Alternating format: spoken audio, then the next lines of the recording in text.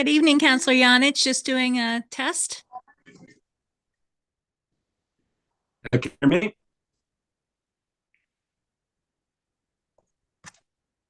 Where's my Can mic? you hear us? I can hear you. Can you hear me? We can hear you. You're freezing a little bit, but we can hear you. Thank you. Okay.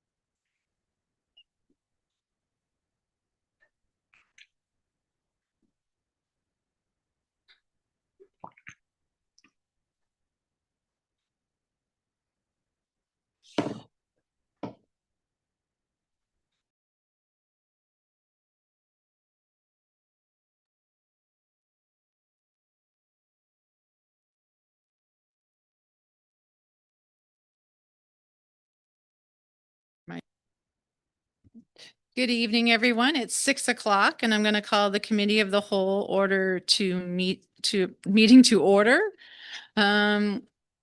Attendance, everyone except Councillor Yanish is here and he's on Zoom. So for this evening, for any votes, we will not be using the clickers. We will do a show of hands in fairness to Councillor Yanish. Move on to approval of the agenda, including any additions or deletions. Does anyone have any additions or deletions? If not, it'll be approved as circulated. Okay, moving right along. Declaration of conflict of interest. Does anyone have any conflicts they would like to declare? Seeing none, we'll move right along to announcements. I do have a couple. West Hants Regional Municipality is in Mi'kma'ki, the ancestral and unceded territory of the Mi'kmaq people. This land is governed by the treaties of peace and friendship signed in 1726. West Hants Regional Municipality recognizes we are all treaty people and have responsibilities to this land and each other. West Hants Regional Municipality also recognizes African Nova Scotians are a distinct people whose history, legacies, and contributions have enriched that part of Mi'kma'ki known as Nova Scotia for over 400 years. And this council and committee and I as chair are committed to ensuring this meeting and its participants conduct themselves in a respectful and professional manner as outlined in the municipality's municipal code of conduct. Meeting presenters and staff and the public are expected to conduct themselves in an equally respectful manner at all times the meeting is being conducted. I thank you all in advance for your commitment to these important meeting principles. So, some housekeeping items done. Other announcements, I want to congratulate the Avon Boys Hockey Club for winning the Birthplace of Hockey tournament on the weekend. It was well attended and a lot of good hockey. Also, everyone that attended any of the Remembrance Day services yesterday, I think I was in Windsor, they were all very well attended and appreciate that. And a big thank you to all of our veterans. So I'll leave it. Those are mine. Councillor Remy, did you have something as well? Yeah, just two upcoming events. So November 20th, the Brooklyn Fire Department Auxiliary is holding their annual nickel auction. So that's always fun. And the Sweets Corner Hall is having a Christmas craft fair on November 22nd. Perfect. That's great. Counselor Leary Pinch. So just an upcoming event, November 23rd, Tyler Salzman is having his Christmas Angels fundraiser out at the Southwest Hants Fire Hall. And on the 29th of November, it is the Santa Drive-By Christmas tree lighting at the Southwest Hants Fire Hall, which is open to everybody to come. There's a live band and food and treat bags and entrance from the Jolly Man. So it's a good time. Perfect. Counselor Bonnie Smith. Just a reminder about Share the Warmth Drive.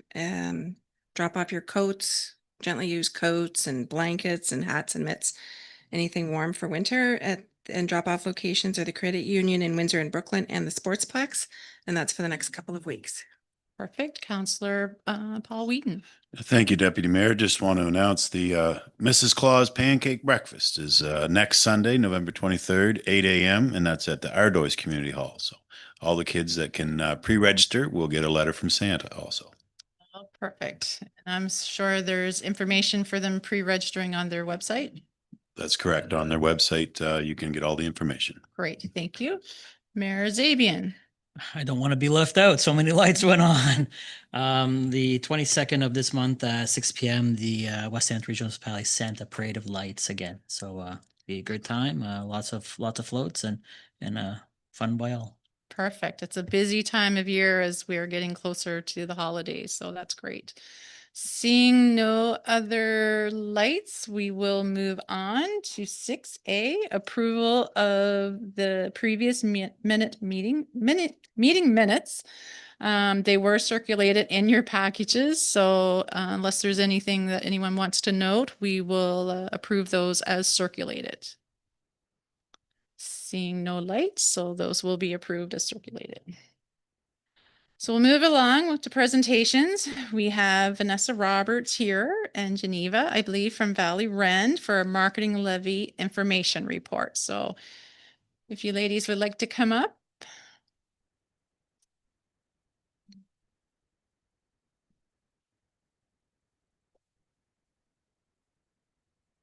I'd also like to say that I'd also like to introduce that the Valley Run's Executive Director, Emily Boucher, is here in attendance as well, and she can help answer any questions afterwards. Hello, everyone. How do I get my presentation? Is it the...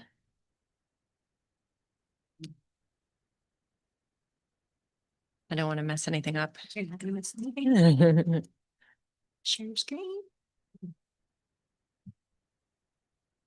Thank you. Did I have a presentation? No. I did see it. Hi. Yeah. Right there. There it is. There you go. Great. Okay.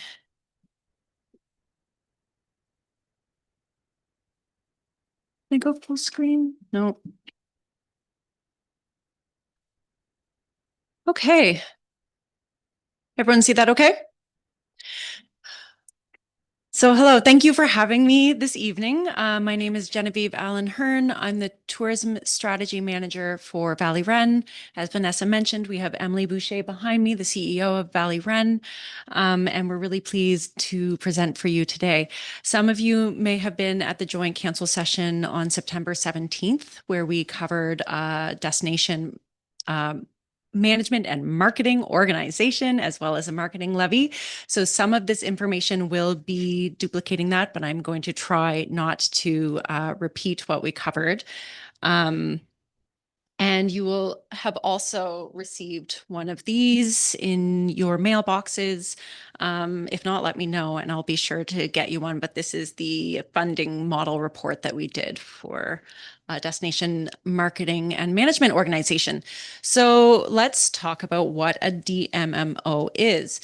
It's a collaborative industry-led body that brands and markets the region as a destination, manages the visitor experience and tourism assets, connects municipalities, businesses, and communities to work together with the goal of growing tourism sustainably while supporting local economies, culture, and the environment. This is not anything new. We've had tourism associations or tourism organizations in the past in the Valley, and Vanessa will touch on this a bit, but we haven't for over a decade here in the Annapolis Valley. And this is a continuation of the work that has been going on for years with the tourism industry. Between the years of 2020 and 2023, the Annapolis Valley went through a tourism strategy process. And as a result, we now have this tourism strategy. And I am now in my second year of a 2-year contract to implement that strategy. But one really big thing we need is an entity that will, an organization that will help with the promotion of our region as a destination.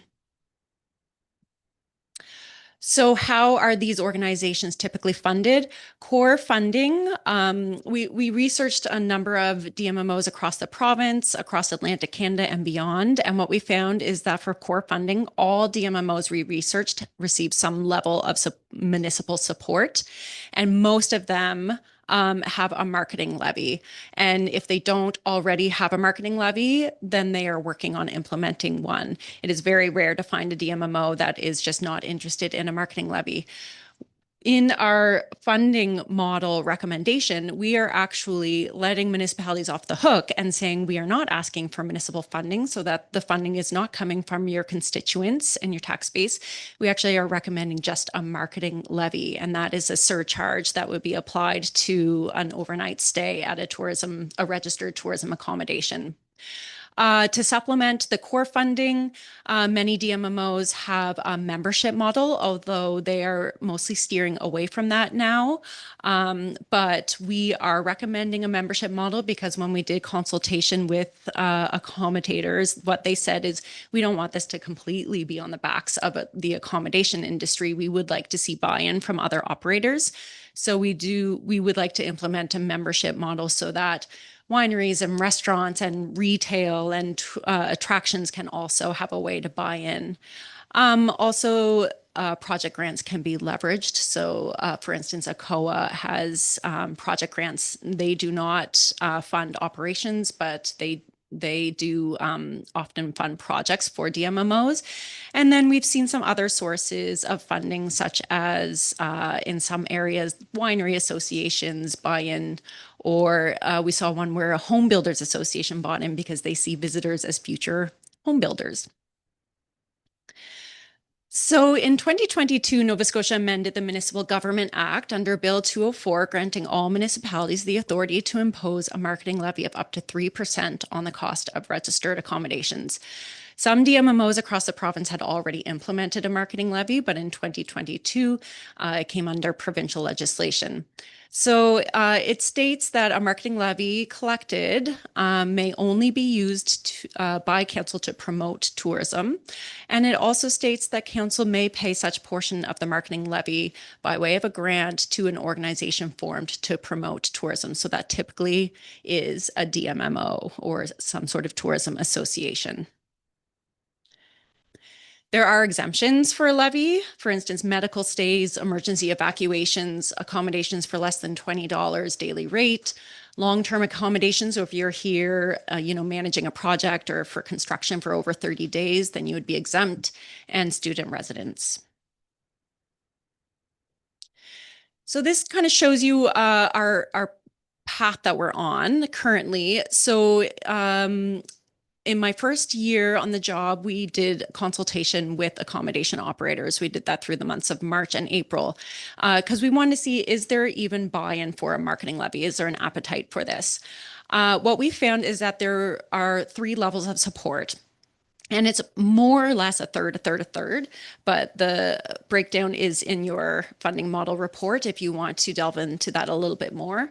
But what we found is that about a third of rooms represented were champions for a marketing levy. So these typically were the larger accommodation operators who have worked in areas with a DMMO or a tourism association, and they see how a marketing levy can work for them. They've seen the benefits from it. Then there's a third of what we call our cautious supporters. Those tended to be the medium-size accommodations, the bed and breakfasts or the inns. And what they said is, we really do want a DMMO, but we want to see proof of concept before we fully throw our support behind this. And then we had our opposition, and that tended to be our short-term rentals. That was our Airbnbs or VRBOs, who didn't quite see themselves in the tourism strategy or didn't quite understand how that marketing could help them. And also didn't want to see another layer of fees when they're charging their customers. There already is like a cleaning fee and an Airbnb fee. And so they were afraid of adding another layer of fees to that. So we found that we had enough support for a marketing levy to bring this to the next phase, which is bringing it to council. So that's why we had the info session in September and why we are now in front of you tonight, and we'll be working with other municipalities across the region. So then ultimately it will be up to municipal staff to then make a recommendation whether to adopt a marketing levy or not. If that does not happen, then we have to go back to the drawing board and figure out another funding model, which will mean that we would be looking for municipal support. So we'd be asking for grants. If there is a marketing levy adopted, then we can start operationalizing a DMMO. So let's talk a bit about the marketing levy journey. So I just was at a conference in St. John's, Sustainable Tourism Conference, and I stayed 3 nights in a hotel in St. John's. And St. John's has a 4% they call it an accommodation tax. So many provinces have actually a higher cap for their marketing levy, but we cap it at 3%. In St. John's is 4%. So it shows up on my receipt every night that I've booked. So I've got my room charge and then I've got my accommodation charge. So that means that this marketing levy is coming from the visitor. It is not coming from the hotel. They are not paying out of pocket. It's coming from my stay there. So what does this do? Well, when I was at the counter checking in and getting my invoice, I noticed that there was a sticker at the counter, a map of downtown St. John's sticker with a QR code. So I went to that QR code and I got this wonderful map of St. John's, and it shows me all the attractions that are walking distance and shows me where the visitor information center is, grocery stores, pharmacies, hospital, etc. So this was done by Destination St. John's, which is their DMMO, which also has these great materials that I picked up while I was at the counter at the accommodation. So this is their guidebook, which I love a good guidebook, but I know that not everybody uses physical materials. So if you are not a physical material type of person, they also have this wonderful website that you can go to. And then this shows you, I wonder if I can just... Am I able to go? So it shows you things that you can do, places that you can dine. It also helps you with pre-planning, which is one thing that we've heard from a lot of our operators, is that often when people come to the Valley, they say, I'm spending one night and I'm going to Burncoat Head and then I'm going to Wolfville and then I'm going to Annapolis Royal and then I'm going to Digby. And they were like, you cannot do that in one day. You need a couple nights. And they're like, well, I've already booked my other accommodation in Cape Breton, so I'm leaving the next day. So those pre-planning tools are really important for extending stays. So if people were to know, this isn't actually sharing on there, is it? Sorry, I'm showing, I have the website up, but it's not showing here. It won't. Okay. Okay. So what I am looking at for Destination St. John's is how you can get around and how long it will take. And so that is really important for people to plan their trip. Right now, we are working on an itinerary app that shows you, okay, you want to go to a winery and you want to go to this restaurant and this attraction, and it's going to take this long to get to those places. And so people can kind of work that into their itinerary and realize, I actually need 2 nights instead of 1 night in the Annapolis Valley, or 3 nights. So those pre-planning tools are very important. I am now scrolling to the bottom of the website, which you cannot see, and showing you that outside of that visitor facing stuff that a DMMO offers, there's also stuff that's available to support your operators. So for instance, there's a whole travel trade section. So if there's like tour groups or bus groups that want to come, then it has packaged itineraries to show them what they can do here. There's 5, 6, 9-day packaged itineraries. There's also support for event bids. So I'm just going to their comprehensive bid presentation. And if you wanted to bring, say, a sporting event or a conference, then hold on, I'm just going to. Then a DMMO can help with creating the bid document, sending requests for proposals to hotels, showing what venues are available and what space they have, how many rooms hotels have, helping with that event promotion, doing an economic impact assessment. You can bring, the DMMOs would bring the event organizer in and show them around the region. So those are just some ways that DMMOs support on the other side of things, in addition to also getting operators market ready. So I wonder if I can just get back to this presentation now. Oh yeah, okay. So what regions have a marketing levy? Many regions across the province have one or are working on one. The Eastern Shore does not have a marketing levy, but they do have a DMMO. But most of the other regions either have one or are working on one. And what regions have a destination management and marketing organization? Well, we have the Yarmouth and Acadia Shores. We've got Digby Area Tourism Association. We've got Nova Scotia South Shore. We've got Discover Halifax. We've got Explore Central, which is Truro Colchester. We have Explore Cumberland. And we have Coastal Nova Scotia, which is the Northumberland Shore and Eastern Shore, and Cape Breton Island. None for the Annapolis Valley. We are really left out here, and we are really falling behind because we have no tourism or destination development organization. So why is this conversation important now? Well, we have a clear roadmap. We have worked for years on a tourism strategy to guide the formation of a DMMO. We also have strong momentum. So I am working with tourism leaders. I have a working committee and many operators that are engaged and they're ready to serve. Some of them have already put up their hands to say, I will be a founding board member for a DMMO. We have proven models across the province and across Atlantic Canada that are already benefiting from a DMMO. And I don't have to tell you this, but we have high potential here. Annapolis Valley is already a draw for visitors without a DMMO, but we're doing all of that work on the back of private industry and they have no support outside of that. So I encourage you, if you haven't already, to go through the funding model report. And I'll just tell you a little bit about our roles here. So for Valley Ren, you have me as a dedicated staff member for another year, and I'm here to support municipalities in any way that they need it. We are working on stakeholder engagement and consultation. We have the funding model recommendations based on industry insights and best practices. We're constantly communicating with stakeholders, and we also are recommending a remittance software for that marketing levy. We've worked with them already. We've seen the back end and they're ready to work with municipalities for them to give them a trial whenever they're ready. For municipal staff, it's up to them to make recommendations to council, procure and the procurement and legal coordination for a levy bylaw and service agreement. And then we'll work together on that remittance software implementation, onboarding and enforcement. So that wraps up my presentation. And then do I just hand that over to you, Vanessa?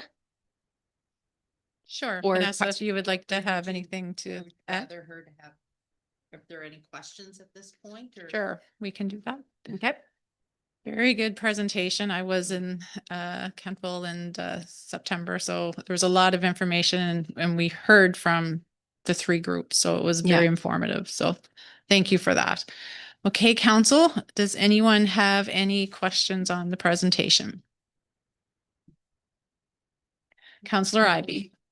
Thank you, Deputy Mayor. So just the one question I guess I have, I think it is the right thing to have an organization that is responsible for regional marketing of our area. And I know I recall, I think there used to be a Valley. Was there not previously a Valley Tourism? Association. And then when that folded, we formed into Destination Southwest Nova. So we really haven't had a regional tourism association since 2014. Yeah, which is, I'd say, probably a little bit too long not to have that, especially given where we live, which is one of the most beautiful areas, I think, in the world. And we're very fortunate to be where we're at. Regardless of season here, you can look out and see the beauty that exists here. So my question specifically on this goes to, I think I saw it up on your screen there, about the collection of the fee flowing through to the municipality, if I understood that correctly. Can you just talk to me about what that entails, that we would be taking in a fee that, guests from outside the region will be paying to a tourism operator? And that's my first question. I have a second one that's sort of related, but that one is about us taking the fee. And can you describe that process? Yeah. So it would be up to the accommodator to collect the levy. And then what we asked during the consultations is, how often would you want to remit? Some municipalities do monthly, some do quarterly, and the majority of folks that participate in the consultation said quarterly would be their preference. So then there would be a quarterly remittance process. And most municipalities use a third-party platform. So we are recommending one called Orma. Orma has worked with a lot of municipalities across Ontario, and now they're breaking into the Atlantic Canada market. So they're working with Yarmouth and Acadia Shores and Destination Cape Breton. So this is a platform where accommodation operators would register with, and they would just have a login. And so when they need to remit, they would log in, they would put how many rooms they sold, what exemptions there are, and then it would calculate it for them, how much they owe. And then they would send that payment by whatever is agreed upon by the municipality straight to the municipality. And then our hope is that that would then be given to a DMMO by way of grant. Okay, thank you. And then the other question that I have is related to, and I don't know that we have this, we charge an airport marketing fee, but I know in many locations I've gone to, there's been a fee added on to your entry or exit into a country or the likes. And so my question is that, or I would think that the more efficient way on this would be to have a broader reaching fee as people either come in or go out of the province, that you capture something that might, cover all areas associated with tourism, whether it's accommodation or transportation or the like. But do we have that for people that come into the province where there is a fee or anything along those lines that would be? That, I think that would go to the airport authority. It would. Yeah. Is it? And then through the airport authority, it would probably subsidize, and I'm guessing here, some of the tourism displays that they have, the visitor information center that is at the airport is covered through Tourism Nova Scotia. Mhm. So, but I do know that there's all sorts of displays and stuff in there as well for that. We as a municipality can go and rent a billboard in there and that Right. type of thing. Yeah. Okay, thank you very much. I do think it's very much the right thing to draw greater attention to all the great things that we have going on here. Counselor John Smith. Thank you, Madam Chair. I have a couple of questions. One concerns around is the slide that shows the level that the different operators feel comfortable with in having the fee, and it showed that the small operators didn't. So is there a reason why they are included if they for the most part don't agree with the fee? So there are a couple examples of municipalities that don't charge short-term rentals. But they are part of our accommodation ecosystem, and they would be benefiting from the work that a DMMO does. So it's of our opinion that they should be included in that as well. Okay. I think the argument for the small operators was that they're already covered by marketing campaigns by the associations they belong to. I have another question though. How much were you thinking that this area, the Annapolis Valley, would pay into the DMMO? What was your expectation? Right. So we have some projections, and we based it on the first year having about 70% remittance rate, knowing that it takes a while for folks to kind of get registered and get going. But for the first year, we predict that we could get 700,000 if all municipalities bought in the Annapolis Valley. And then that would just scale up. Okay. And you mentioned that not all municipalities or areas require the small operators to be a part of the DMMO. There's one in New Brunswick I spoke to and one in Ontario I spoke to. All municipalities in Nova Scotia are charging all accommodation operators. Yeah. Yeah. And there is a difference between destination marketing and marketing your place of business. And so when we hear from Airbnb, like Airbnb does our marketing for us, well, people are choosing where to go first before they look for a place to stay. So there's kind of a disconnect there. Okay. Thank you. Councillor Larry Pinch. Thank you, through you, Chair. Did you come across any circumstances or instances where like Airbnbs or short-term rentals would not sign up to the platform? So then they were kind of like not paying where the others who had signed up for the platform were. And what happens in that case? Like, what do they do? Yeah, so enforcement was the big thing that we ran into. And that is something that municipalities are figuring it out. It would just have to be written into the bylaw that there, and it is, and you know, there's templates that we can use. Most of the bylaws that are used across the province use the same language, but there would be some enforcement rules. So, you know, after 90 days of not paying, then there is a fine, and then it kind of escalates from there. I don't know the exact details, but that would have to be figured out when we adopt the bylaw. Did you come across like a number of municipalities that were having that concern with enforcement, or it kind of was in the first initial period and then filtered away? Mostly in the initial period, just getting people that onboarding period, kind of understanding what this is and how it benefits them. So, for instance, Yarmouth and Acadia Shores was our subject matter expert on this, and he said that in the first year they had about 70% remittance, and in the next year it was 80, and now they're looking at about 90. Yeah. Thank you. Okay, council, any further questions? Seeing none, Vanessa, did you have something you want to add? Well, so included in your council packages for this evening was an information report on the municipal marketing levy and the formation of a DMMO here. So I included was some background information and all of that. So I know that you've all read it. So if you have any questions, I'll happily answer them. But I think that, you know, we need to go to the last page, which is we're here tonight asking for council's consideration about, we've listed 3 options. Maybe council has a 4th option or a 5th option that they'd like us to look at. And so I'll just reiterate the options is that we look at that you request more information or time to gauge the position of other municipal councils on this matter. Option 2 would be to support the implementation of a marketing levy in principle pending additional information or support. And option 3 is to provide direction not to proceed with the levy or additional information associated with the marketing levy, or my personal favorite, number 4, let's go for it. As someone who has been here for a long time, I did sit originally on the Evangeline Trail Tourism Association board. I did sit on Destination Southwest Nova. I personally believe that there is a huge need for a DMMO here. We cannot do it in isolation.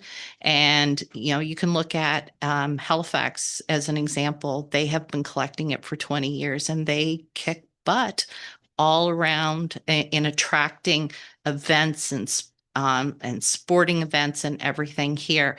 Certainly the CAO and I and Director Keogh for years sat on our we were part of a group that tried to bring the Canada Winter Games to the Annapolis Valley. So there's a lot of interest, but it's that pooling together to really drive it home why you have to come here. When we have events at the West Hants Sports Complex right now, literally we have a list of accommodations from Halifax straight down to the valley. We have to work together to bring events here and to strengthen. I mean, tourism is such a wonderful economic generator. It is a clean industry. So anyhow, I will leave it at that. And if you have any questions, please feel free. Okay, I'll open it up to questions. Mayor Zabian? Through you, Chair. Thank you. To either one of you, what other units within the Valley region have signed up for this to this point? So Annapolis County is already implementing a marketing levy. And then we are working with all other municipal units on doing this collaboratively. West Hants could be the inspiring first. But through the DMMO, so you're looking at Annapolis to West Hants or the partners within the Valley Wren, or No, we're broadening it also to Annapolis County, Annapolis Royal, Bear River. Yeah. So not all members of the Wren within the economic zone. so what happens if some sign up, some don't sign up? If they sign up, then their buy-in would be through the marketing levy. But for those who don't sign up, Oh, I see. So then they would not benefit from the what we have. So they wouldn't be part of the ad campaigns. They wouldn't be in the guidebook. They wouldn't be on the website. They wouldn't get when we have like professional development workshops, they wouldn't be able to attend that. Councillor Yanish? Yeah, thank you. How many DMMOs would you expect there to be in the Annapolis Valley? Just one. There'd just be one. Okay. Yes. Yeah. And second question, would RVs be subject to this marketing levy? No, it's fixed roof accommodation. And why wouldn't RVs be included? So when the province did the bill, they did not include campgrounds or mobile accommodations. But if a campground did have a fixed roof accommodation, then it would be included in the marketing levy. Okay, thank you. Any other questions or comments, or we have some options there? If anyone would like to make a recommend, Councillor John Smith? Well, just an opinion. I would like more time to take this in and study it. More time for operators and the public to study it as well. Okay, so option one. Okay, anyone else? Any other councillors want to chime in here now? Councillor Yanish? Yeah, thank you. I would agree with Councillor Smith. I think we need a little bit more time to digest the information that was in this presentation. So I'm not prepared to support anything at this point. Okay, so council, we can go around, show of hands or those head nods for option one. Do you feel you need more time and information before we proceed? Councillor Remy? Through you, Chair. I just want to say this information has been before us for quite some time, and this isn't new information. It actually, we had the joint council session. I believe there was a presentation earlier as well, leading up to this, that it was coming down the pipes. The engagement that they've done with our local accommodations people has been pretty extensive. And I know Genevieve's worked really hard on reaching out to all of the accommodations, as she said during the joint council session. And any of us that were able to attend that, and then following up with an email, which I think was the end of October, with all of the questions and answers based on the questions that were brought forward at that joint council session, where there was 4 municipal units. There was a lot of us there. And there was that follow-up information that came out to us. I personally don't think I need more time to go through this at any greater detail. And I would be willing myself personally to do option number 2. I would be curious. I don't want to be the only one doing it. Obviously, I think there is a desperate need for it and for a regional approach to tourism. We've all seen it. We've seen the impact of not having one. And when you look on any ads, you see the impacts of when somebody has one and the difference of their ad campaigns because they're working jointly. So yeah, I think all of the information's there myself and would go with option 2. I would like to see other municipal units joining in, but I would have no issue being one of the first ones to step in and say, yeah, we need this for our area. Thank you. Councillor Paul Wheaton. Yeah, thank you, Deputy Mayor. I'd have to agree with Councillor Remy on that. I was also at the presentation at the Old O, and there was a lot of different operators there, small and large. And with any change, you're going to have a little bit of feedback, a little bit of kickback on it. But as she had said, 70%, 80%, 90%. So as the program goes along, the tourism accommodators do jump on board. I'm an old hotel man myself, and the charge is being paid by the guest, not the accommodation, not the person that's doing the service. So it is another fee that the visitor has to pay, but I mean, that's the way things are going. So I don't need any more time. I'm good for option 2. Councillor Larry Pinch. Just kind of ditto what Councillor Whedon and Councillor Remy have suggested. So it's not funds coming out of the operators in our area or even most of the time from residents in our area or from the taxpayers. This is coming from people who are coming to our area to disperse some funds, hopefully. It's a way to assist with generating income for businesses within our municipality. And also just looking at the example that was shown, it's like $8. So if you think about that over the cost of like a hotel room or a short-term rental for an evening or a couple of evenings, that's really like minor in the grand scheme of things. So I don't think that it's a large cost even for those visiting the area to swallow. So I would be happy to support option 2. Vanessa? If I may, the DMMO actually came out of our STAR work that we did. We did a strategic tourism areas and regions program, and we really and truthfully did a lot of consultation throughout all of West Hants, and we had sessions down the Hants Shore. We had our wineries, our restaurants all to the table. We had sessions all over the place, all throughout the valley. And so we had hired Richard Ennis to lead us through that. And he is really respected in this field.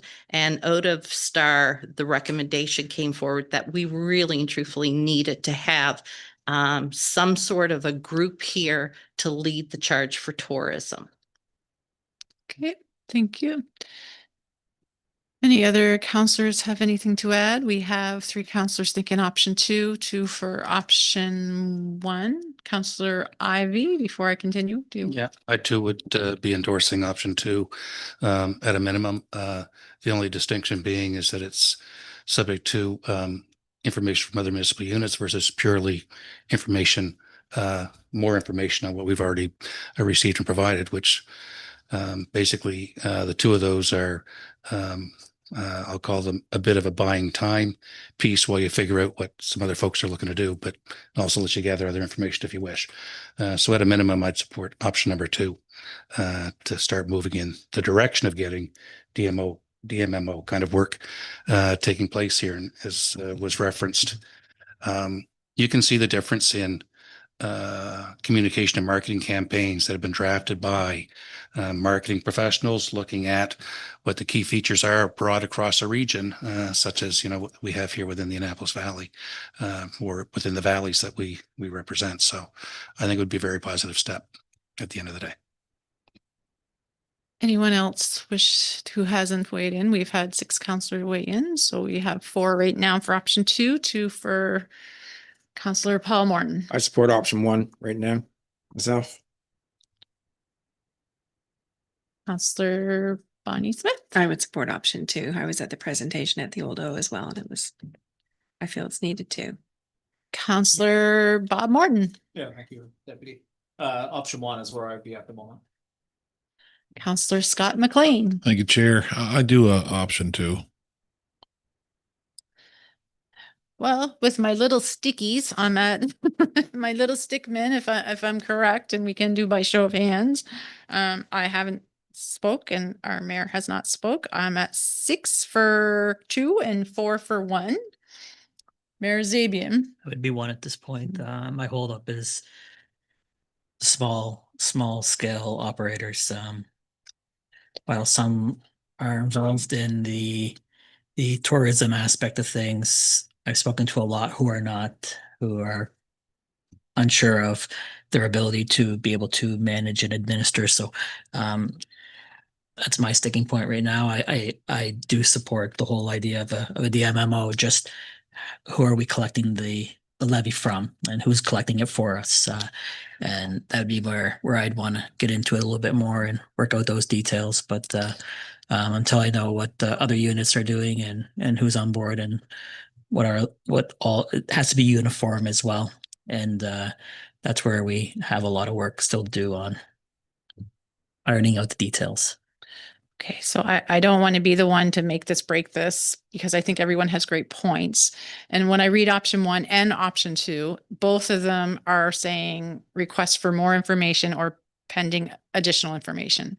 So I feel either way, we're all still looking for additional information and maybe the support of another municipality or whatever. So Manager Roberts, is that something we can send back, and maybe as you and Geneva hear more, you can come back with another information report?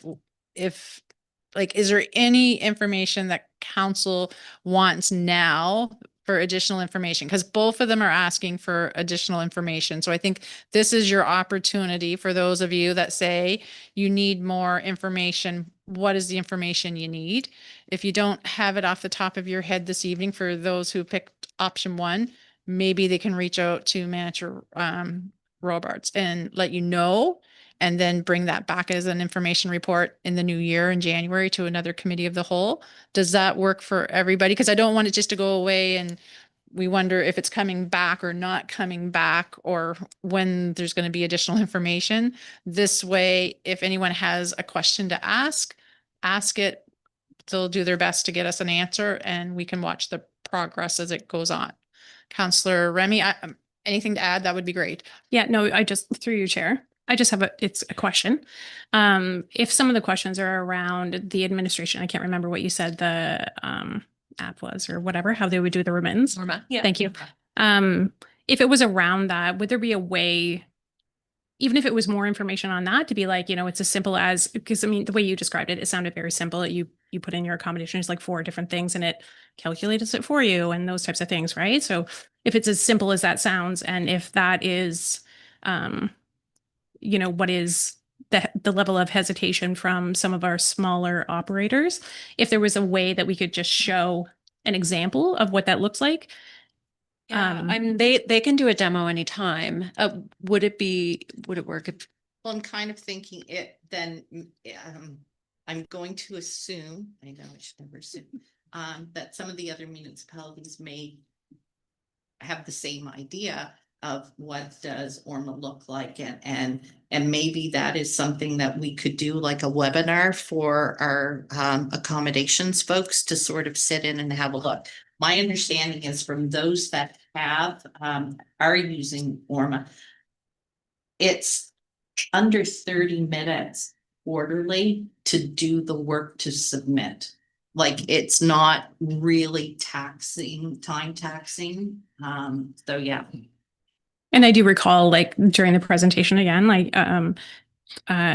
that is what was said, but maybe if that is the hesitation, because obviously not all of our accommodations were at that meeting, and being able to put that through that to them so that they understood it. But if there was like an educational component of this so that even if we get asked questions from some of our accommodations, that we can like be like, no, go to this website or check out this.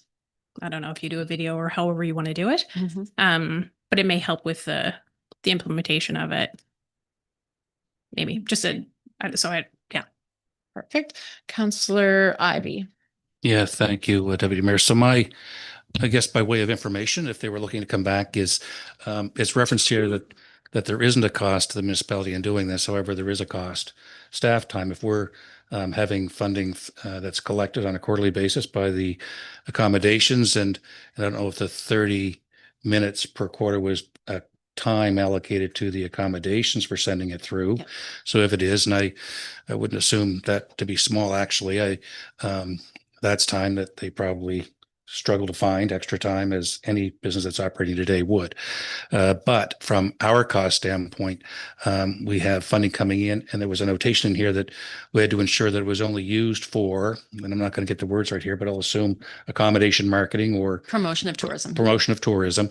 But we're not making the decision on that, are we not? If this is being facilitated through a DMMO, then all we're doing is routing the money. It's coming in through us and then off to the DMMO, and we're just making sure that is that correct?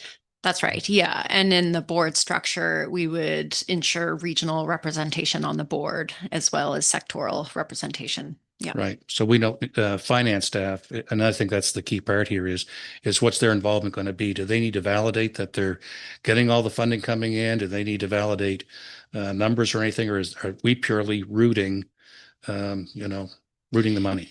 There would be the enforcement piece.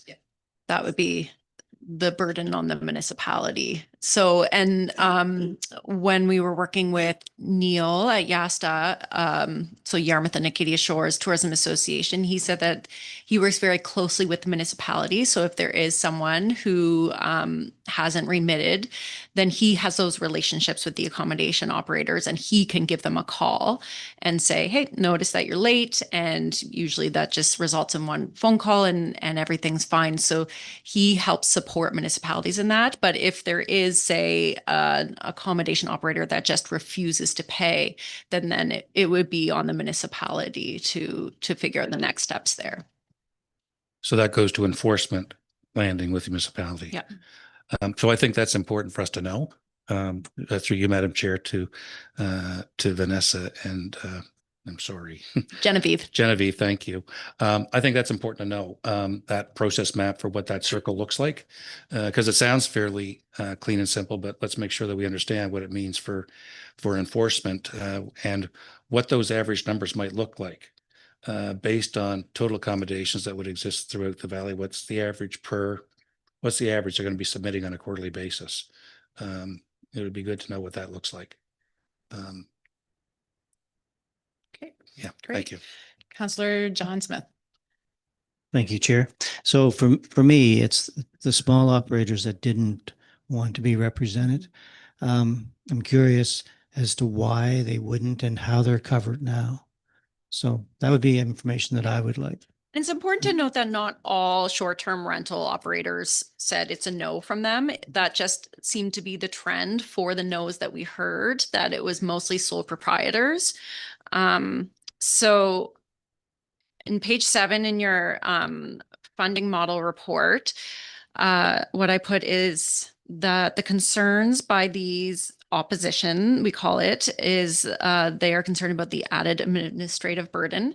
Now, part of that is because some municipalities didn't use a third-party collector. So they have had to fill out like a form every time they remit. And some operators in other municipalities have found that burdensome. But because we are recommending a quarterly remittance and something that can just be done online, then that does alleviate some of that burden. They don't perceive the benefits as significant enough to justify the increased costs to their clients. And again, I think there's that disconnect between what is destination marketing and what is marketing your business. So for instance, there's many DMMOs that don't even market during the summertime because Summertime is when accommodation operators are doing really great. They put all of their marketing dollars into the shoulder season or the winter season. And if you ask any short-term rental operator, they will probably tell you that they could definitely fill up their rooms more in that winter season. Probably in the summer, they're doing really well. And so what we would recommend is that we focus just on the low seasons in our marketing efforts. They're coming off a challenging year of new regulations, so tend to be skeptical of anything that feels overly bureaucratic. So as you know, there's a new provincial registration process that has affected short-term rental operators. So that was just a matter of bad timing. And yeah, so those are the main things. And then what I put at the bottom is just where their interests lie. So primary interests lie in community-focused outcomes, things like better beach waste management, trail management, access to cultural activities, and extended restaurant hours. So we did hear from some short-term rental operators that we're kind of like down the country road a bit further. And so we get tourists because they like to go to the beach, and, you know, in the wintertime, that might not be happening. So how might you benefit us in those winter months? Great, thanks for that. So council, I think what we'll do is we'll wrap it up. We have the book that was provided to us a while ago. So if you have an opportunity to go through that to see if the questions you have are in it, you can answer them maybe through that. If not, we'll send an email to Vanessa, and then you can come back as you hear more, and we will not forget this. We will revisit in the new year. Okay, everyone good with that? Great. Thank you very much for the presentation. Have a good night. Okay, folks, we'll move right along. So we're down to unfinished business, postpone motions. 8A, award of tender for West Hants Regional Municipality, organization review, recommendation report, CAO Phillips. Thank you, Madam Chair. So within your council or your committee of the whole package, you do have this report, which is a recommendation to award the organizational review to the vendor noted.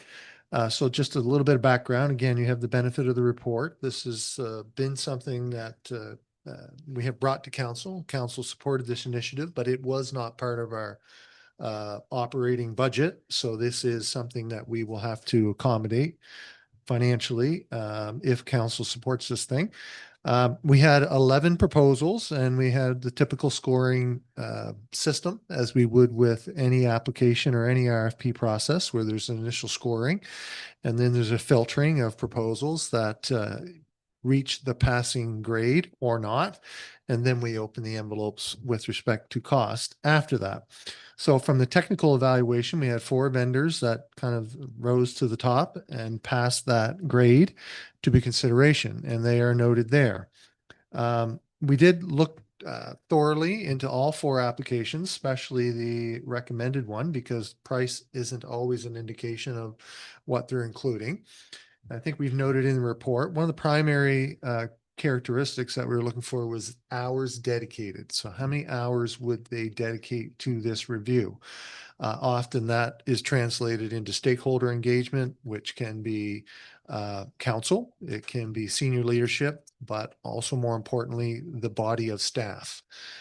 So they had the most time, or among the highest hours dedicated within their proposal. So it lines up with respect to the expectation. Because again, when you look at the cost, sometimes are you getting the value piece? And in some of the applications, they do share their unit prices and so forth. So as a scoring committee, we were very confident that they met the requirements of the RFP and that they can fulfill it as designed.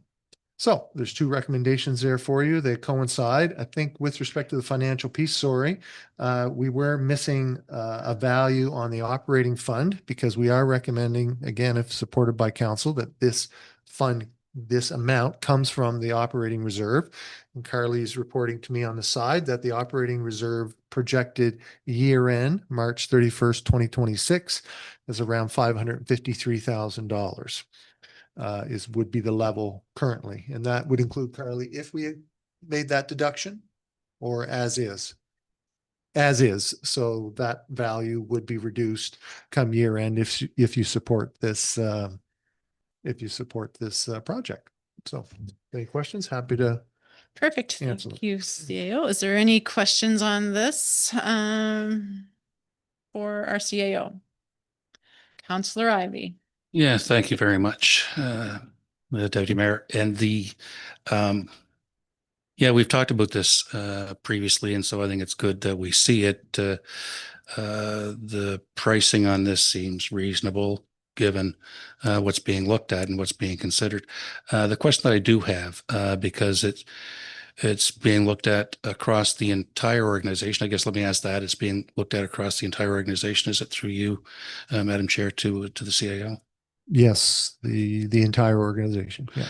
So when we had put through the financial and operational audit motion for council, and it came to council, I believe that last spring it was discussed that there was also a review being done of the finance department as it related to staffing and the like. I think that was part of the discussion that was also being included with that audit that was being done. So are we doing that again, or is it going to now be looked at a broader holistic view as part of this? Are we? Yeah, we'll probably evaluate that. We don't need to retrace our steps, but until we see what MNP, that's a micro version of our entire operation. And I don't know if they're going to dive down into each of the individual responsibilities and the compensations associated with that. It's more functionality. So, from the treatment to the distribution to the billing, that aspect and all aspects of it. So there might be some I guess some wins or some work that is completed there, but I'm not sure it would be at the same lens necessarily. Well, and that's the Director Rashawn is here. Sorry, Madam Chair. That's the reason for asking the question is, are we? Yeah. Do you have something to add? Yes, thank you, Your Worship.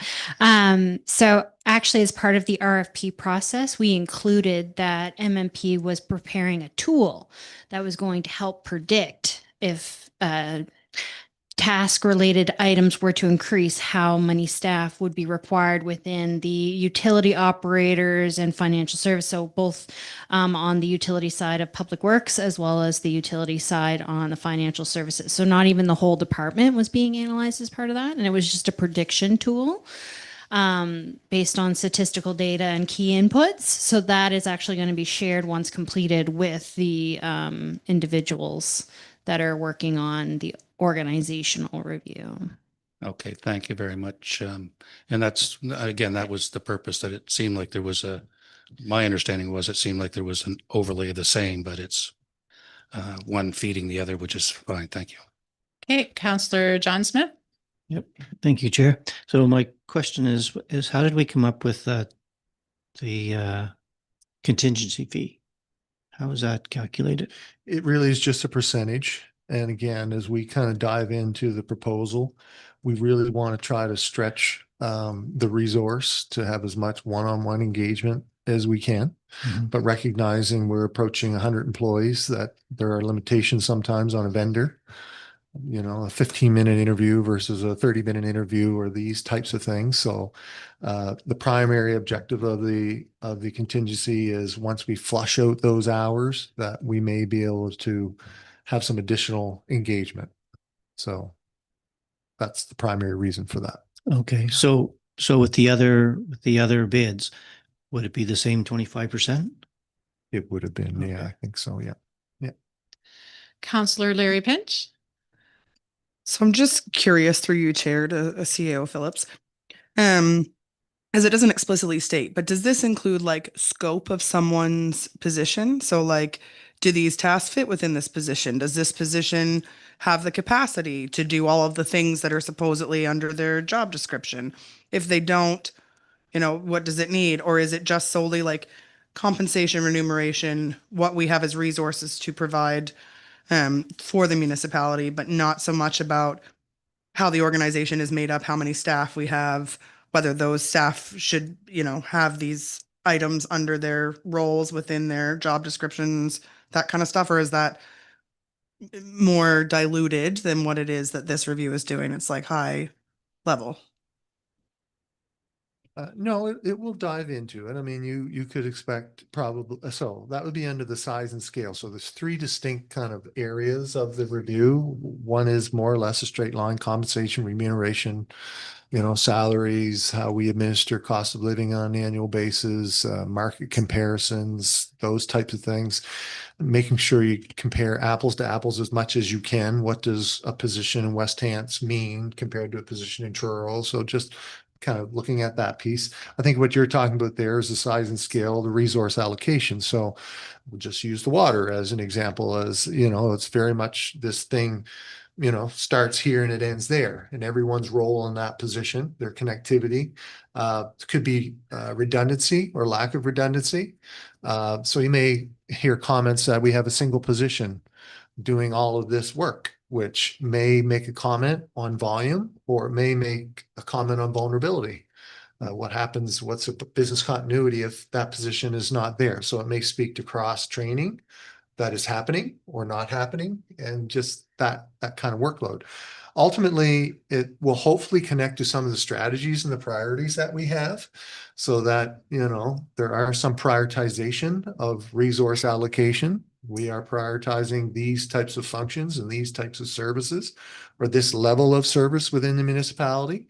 And then they could make comment on over or undersizing of departments or staff based on the expectation of service deliveries. Pick something like snow removal. Does our policy align with the resources and the equipment that we have in order to, make sure we deliver that service as council or the community expects? So it's not intended to be high level. It's meant to dive down.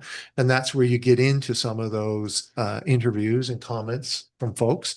And I would say, more importantly, the third category around resource performance and support review. So how are we doing as an organization with policies? From, doesn't matter what it is, safety and security, whistleblowing policies, to professional development and work improvement plans. So it'll dive into all those various policies and identify shortcomings or perhaps areas of success. Yeah. Great. Councillor Remy? Through you, Chair, just a question. Actually, you kind of touched on it, I think, maybe, but the resource performance and support, would that include getting into the culture or those types of things of the organization as well? Because I didn't really see how that fell under there, but I just wanted to confirm that was going to be part of it. Yeah. Because compensation or whatever is what gets people here, but the culture is generally what keeps them here. So just wondering if that was part of this review as well. Yeah, it dives into that stuff, right? And that's where surveys and or interviews, and then you start to kind of pick that stuff apart and see, where does it lie? Is it a lack of, are people happy because of these reasons, and are there challenges because of these reasons? And they would start to categorize them and maybe, again, recommend improved policies or who knows what. But that is the intent. The intent is to show all of our blemishes as well as our shining side. Cool. And just one more question, if I could. Sure. In the reporting, is there a midpoint check-in kind of thing? Like halfway through, you could give us an update on how things are going or something like that. Is that built into that? I know oftentimes, when you're having an org review, then they'll be like, this is how far we've come with it, or just to kind of keep us and staff, more importantly, I guess, than even us, to just be like, we're midway through this and this is how far we've come, and just the communication size of things. I was just curious. Yeah.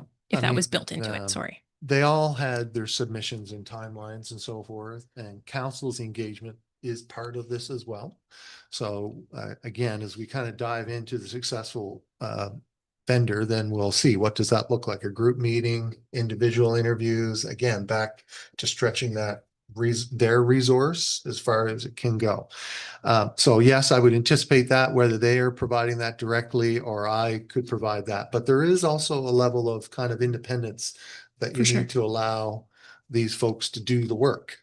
And then the story starts to get told. But perhaps it's in those earlier stakeholder meetings when they present their strategy and their various steps. So maybe we can share that on the front end, and we can see when there's exits and on-ramps. Maybe. Awesome. Thanks. Okay. Great. Seeing no more lights. Mayor Zabian? I'll put a recommendation up on floor and see what council thinks of it. That committee of the whole recommends that council approve the award of tender WHRMAD 25-01 request for consulting services for the West Hants Regional Municipality Organizational Review contract to Capstone Project Solutions, Inc. for the tendered price of $56,010 before applicable taxes to be funded through the operating reserve. Made by Mayor Zabian. Is there a seconder? Seconded by Councillor Bonnie Smith. Any questions on the motion? Seeing none, I will read it just so we're clear on it. Committee of the Whole recommends that council approve the award of tender WHRMAD 21G5-01 request for consulting services for the West Hants Regional Municipality Organizational Review contract to Capstone Project Solutions, Inc. for the tendered price of $56,010 before applicable taxes to be funded through the operating reserve. All those in favor? Councillor Yonch, motion carried unanimously. I'll do the second one as well, Chair, that council approve a contingency allocation of 25% equaling $14,003 to support the organizational review to be funded through the operating reserve. Made by Mayor Zabian. Is there a seconder? Seconded by Councillor Bonnie Smith. So the council approve a contingency allocation of 25% equaling $14,003 to support the organizational review to be funded through the operating reserve. All those in favor? Motion carried unanimously. Thank you, everyone.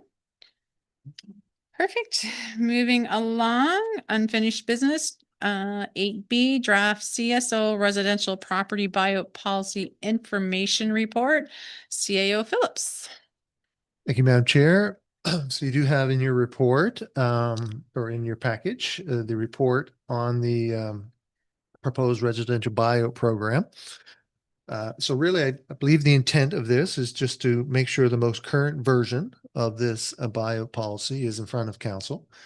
We've had a request from the community to revisit this, and I know council continues to think about this, not only during your orientation session, but some of the other workshops that we've had, and very likely now that the CBCL's stormwater work is completed. So it's kind of a culmination of things, and we're at a bit of a intersection, we'll say, with respect to next steps. So I won't get into the history of the buyout. I think most folks are familiar with that, but perhaps if you'll allow me to take a minute or two, I'll just hit on some of the key points, because I think this has evolved a little bit, perhaps, from when it was more thoroughly reviewed by council through a workshop session that we had, which now reflects kind of back to this version. So I think it's important to maybe at least check in with council that this version is council's understanding of the feedback that we received, staff received from you on some of the key points. So if Madam Chair, if I could, I'll just kind of scroll through, and maybe Deanna, we'll do this thing here together. So the scope of and the purpose is noted there. I will note that in section 1.1, the specific addresses are noted in the policy. So at this point in time, unless it's amended, that this policy is very focused on those addresses on Stannis Street, as reflected in the policy to date. So that is perhaps something council wants to revisit or stand with, but it is something to highlight there. It talks about the eligibility, and of course we have a section on eligibility as we kind of move down through, and we have definitions, of course, that are hopefully fairly straightforward. The areas in yellow are highlighted on purpose, not necessarily the policy number, but anything that's pending is still in draft format. I know it doesn't. Oh, it does. There it is. I was going to say it doesn't show it on the screen, but it does. It's still in draft format. So the funding limit may be per household, or it could be as a whole package. But right now, there is not a note with respect to what this may cost. And that may be a hard thing to put in there too. If we're dealing with appraisals and percentages, it's hard to put an all-encompassing amount. There could be a challenge in that. We do define properties. We define the CSO, relocation costs. We identify the relocation costs in this section as moving costs, realtor fees, legal costs associated with the buyout, compensation, taxation, offsetting, any of those things above and beyond the purchase of the property. Of course, the policy later references what costs or what compensation are associated with the relocation costs. Qualifying properties, again, I've noted properties from 364 to 430 Stannis Street, this policy encompasses currently. The qualification section is a little bit more detailed as we get into that. It talks about the property must have been exposed to a CSO event. So it's kind of a checkbox of eligibility. You'd start with the civics and then go down through, making the assumption at this point that all those addresses had CSOs, or we could provide proof of exposure. We get into the property must be privately owned by the individual or jointly by individuals. So we just speak to the importance of that. The property must be joint owned or jointly owned. Eligibility, sorry, must not be in arrears with the municipal taxes, including any penalties. So those are just some comments on eligibility, Madam Chair and Council. The next section, 5.1, of course, is dated because of the time we had drafted this policy. So that December 31st, 2025 gets extended to whatever date council feels appropriate if we move in this direction to allow folks to consider and apply, as it is a voluntary policy at this time. Perhaps we can just kind of scroll down through section 5 here. We talk about appraisals and the importance of appraisals in determining the property value. So for the most part, we talk about having two appraisals to accompany each parcel. So one appraisal would be conducted by the municipality at the cost of the municipality, and the second one, of course, by the homeowner. And the value of having those two, of course, gives you an average. And we talk about that when we get down into the section. Of course, the homeowner has to, in section 5.2.13, is just some details around how appraisers get selected to ensure that they recognize their responsibilities and what we're asking them to look at. And particularly the CSO component, that the properties are not either disadvantaged or we'll say downgraded with respect to appraisal because of the exposure. It's meant to look at it from the best use and the best value of the property. So there's just some comments in there in that section around the use of appraisal and the importance of fair market value. Confidentiality is also noted there, that these appraisals would be kept strictly confidential between the parties. So homeowner and the municipality. Versus homeowner to homeowner. But again, we'll figure that part out. I think I would go down to 5.5, Deanna, 5.51. Again, just simple math on the appraisals. We take the two of them, divide them by 2, and you get the average property value. And 5.5.2 is an evolution of this section, where at one point council was talking about real relocation costs that would be specific to each property. So at this point in the draft, council had landed on just having a flat 10% value. So you have the total cost of, let's pick an easy number, 500,000 plus 500,000, an average appraisal cost of 500,000. The 10% of 500,000 is the value in addition to the purchase price to accommodate the relocation costs as defined. So that's a bit of an evolution of the policy versus an earlier version where you had some individual accommodations for each of those items. And I'm sure there's a few other details there, folks, and I don't mean to brush over them, but in the spirit of time here, I think those are some of the highlights. So again, back in front of council, I know there's lots going on in this world with respect to council's future decision-making around the actual stormwater plan and what capital projects council wishes to embark upon. But this is one of these pieces that you've asked to bring back. And we've had a few folks asked to bring it back as well. So if there's any questions or any direction, I'm happy to take them. Thank you, CAO. So is there any questions to CAO on the information report?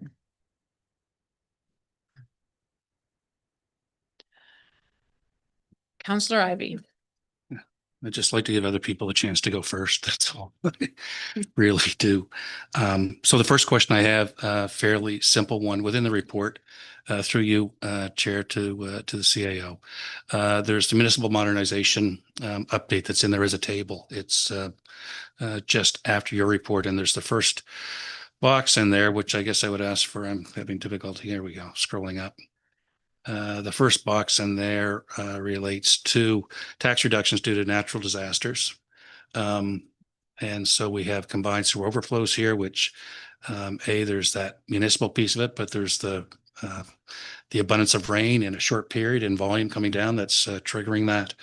That allows the municipality to adopt policies to reduce property taxes for homes rebuilt. And I guess the key point here is after destruction by wildfire, hurricane, flood, or other natural disasters, enabling reimbursement of overpayments and considers pre-disaster assessed values. Does that apply? Do we have any insight or information as to how this may apply to what we're looking at here with a potential buyout program? Is this another source of trying to get things whole, given that that's, I guess, in some ways what the combined sewer overflow draft buyout program is about? Do we know anything more about that? So at this time, I do not. I think the word is destruction, very likely. I do sit on on a CAO roundtable with the deputy minister for emergency management, and we have a scheduled meeting. I think it's next week. So I will be asking them in that world, but this is as much a municipal affairs question as it is Department of Emergency Management. So I have not consulted with our municipal advisors either on this, but I believe the wildfire example is my understanding. It was the destruction and basically unrepairable component of that. I do know, and Director Rochon maybe had a comment, that there are properties that often receive partial fire damage or even weather-related damage, and they can, of course, apply to PVSC to have that assessment revisited because of the damage as well. So that pre-existed this amendment that is noted here under municipal modernization. So I'm aware of that latest tool I had mentioned, but we will have to follow up a bit in what they define as destruction, meaning completely lost versus damage and repair. Absolutely. And I feel reasonably confident those that have had the experience of the CSO within their basements or even ground level property, that they would consider those aspects of the home to have been destroyed and requiring to be repurposed or refixed, repaired, or whatever the term may be. So that, I think it would be helpful to know that if you have a meeting the next week, to have that brought back to council for information.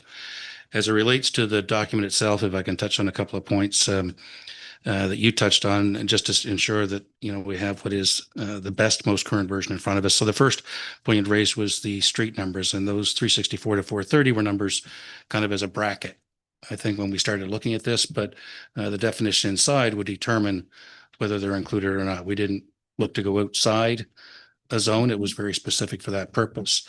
So I don't know that that's an issue unless there's people that, within that street area that would perceive they would qualify, when in fact, if they haven't had a CSO, they would not, which is pretty clear in the policy.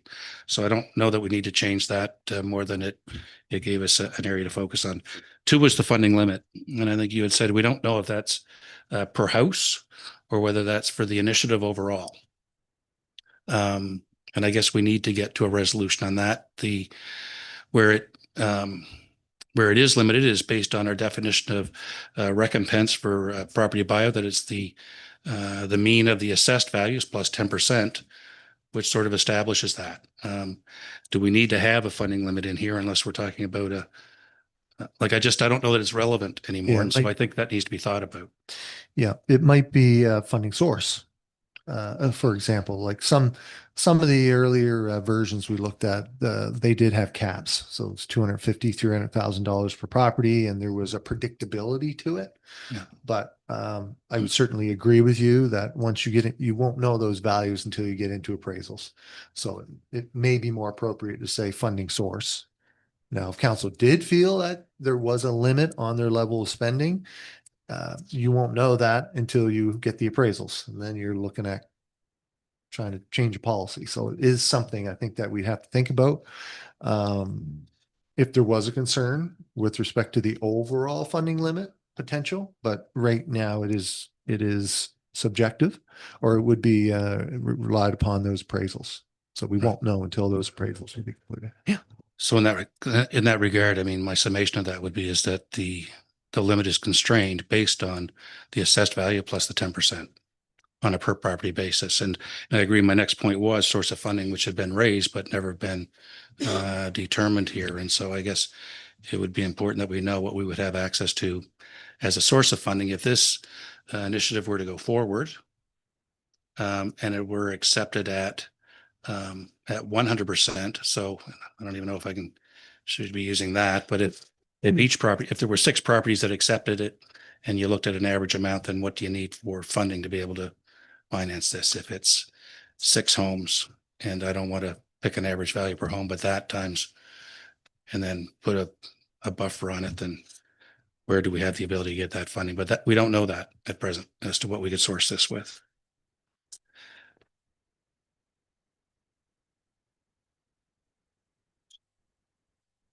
So I think those are the 2 things. Then the only other point that I have here to raise is on the timing. The initial assessments or the initial appraisals were done a year ago. And so the initial appraisals being done a year ago, but I'd like to know if the conditions that were in here to try and get an assessed value of the property, as if they had not experienced damage due to CSO flooding, whether that takes into account the last year that has passed before we would look to have another appraiser, the appraiser of the property owner's choices, should we proceed with this, what that does to that number. I don't know that has made things better or worse, depending on how you're looking at that equation as to what's happened, given that the market has changed again. We've got another year under our belt at this point. I'm glad that we do have this back in front of us, but those are just a couple of points there that I think the key one is source. And there's that issue on timing. But otherwise, I think things in here are fairly clear relative to the initiative. Perfect. Thank you. Councillor Larry Pinch. Thank you. Through you, Chair, to CEO Phillips. So in your report, it states, and I had known this before we saw it as council before, that Minister Lohr had highlighted that there were challenges associated with buyouts and had kind of given differing direction and suggested that we consult with the federal government for funding levels. Have we received a response from the federal government to our previous letters? Federal government, do we have piece of correspondence from October? I'm just trying to, or that was our residents. There's a provincial one from October 7th. Yeah, nothing from the federal. Nothing? Again, I have the benefit of sitting around that CAO table, so I can do that. Just Councillor Ivey. Can I ask regarding that on the federal side? By memory, and I didn't think to look that up, but did we not get a letter from federal government pointing us to the provincial government? Am I? Yeah, I think I'm recalling that. Crisscrossing that, or am I? No. I'm sorry, I don't recall. We haven't noted in the report, not that we meant to exclude it. Right. We're just noting some of the more recent attachments, so we can do the research on that piece. If we can check that, But I think I'm it'd be confident we've not received any level of confirmation. It's I'm pretty sure that it was a point in a direction that really didn't take us anywhere successfully, but yeah. Mayor Just to the point. Zabian, did you want to I comment think on that? initially our first request was to the federal government. And then they had looped us back to the provincial government, which triggered thought that you need to contact the federal government again. But Okay. Are there any other questions on this information report? Okay, seeing no lights, and thank you, CAO, for that update. well, Oh, Councillor Ivy, sorry. If I could in that regard, if there's no other questions regarding that, so what do we need to do to be able to get to source of funding? If we can ask staff to identify if we would have available funding that would be in the range of 2 to 3 million, which is, I'm just pulling a number that I've run in math that, you know, in my head that, but if we decided to proceed with this, and if we believe that we needed source funding of between 2 and 3 million, then what would we have as access by way of either reserves or other things?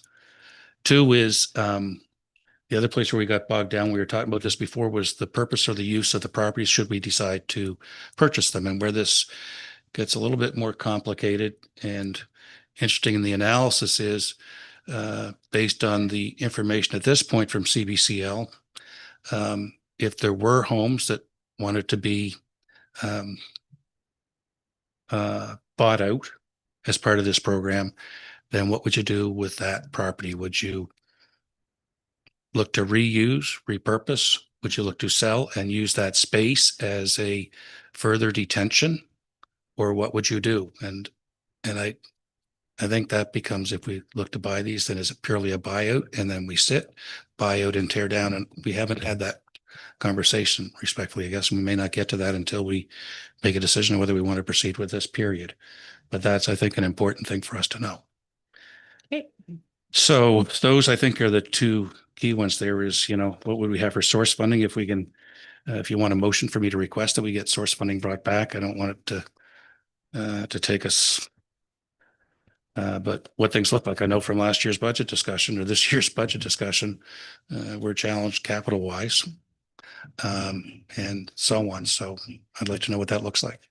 Councillor Leary Pinch. Thank you. So just as a follow-up to what Councillor Ivy just mentioned, and I could be recalling wrong, but I recall when we had this in, like previous discussion the last time, that we had to have a reason for purchasing the properties outside of the buyout document that would meet like legislative approval to do so, because that was the recommendation that either came from legislation or if that came from our legal counsel. I can't remember which. Am I recalling that incorrectly? Sure. Mayor I'm Sliby. just going to chime in here. If council needs to go into it in camera, Mhm. that would be a more appropriate discussion. Okay. At your wish, council, do you want to go in camera for a quick moment to have finished this conversation?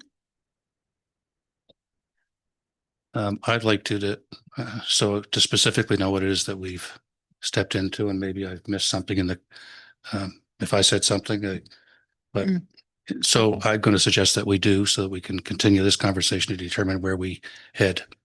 Okay. One way or the other. CAO, are you okay with that? Yeah, no problem. Okay, so I need a motion to go into camera, please. So moved. Second. Okay, so we have a motion. All those in favor, single with hands. Councillor Ivy. Okay, so at this time, Opposed to go on camera. okay, we have one opposed, two opposed. Okay, let's do this again because our arms are starting to come down. So we have a motion on the floor to go in camera. Everyone's clear on that? All those in favor, single by hands up, please. 1, 2, 3, 4, 5, 6. All those opposed. 1, 2, 3, 4, 5, 6. So it's a defeated motion, so we will not be going in camera. 6, 6. Okay. So I do not want to go down any conversation that we just had. So I would look for us to, if there's things we need brought back, we'll bring it back at another committee of the whole meeting or at the following council meeting. Does that work for you, CAO? It does. I guess I am looking for council to tell me what to do. With all due respect, sometimes we get questions, and so. Okay. Mayor Zabian? CAO just took it out of my mouth, Chair.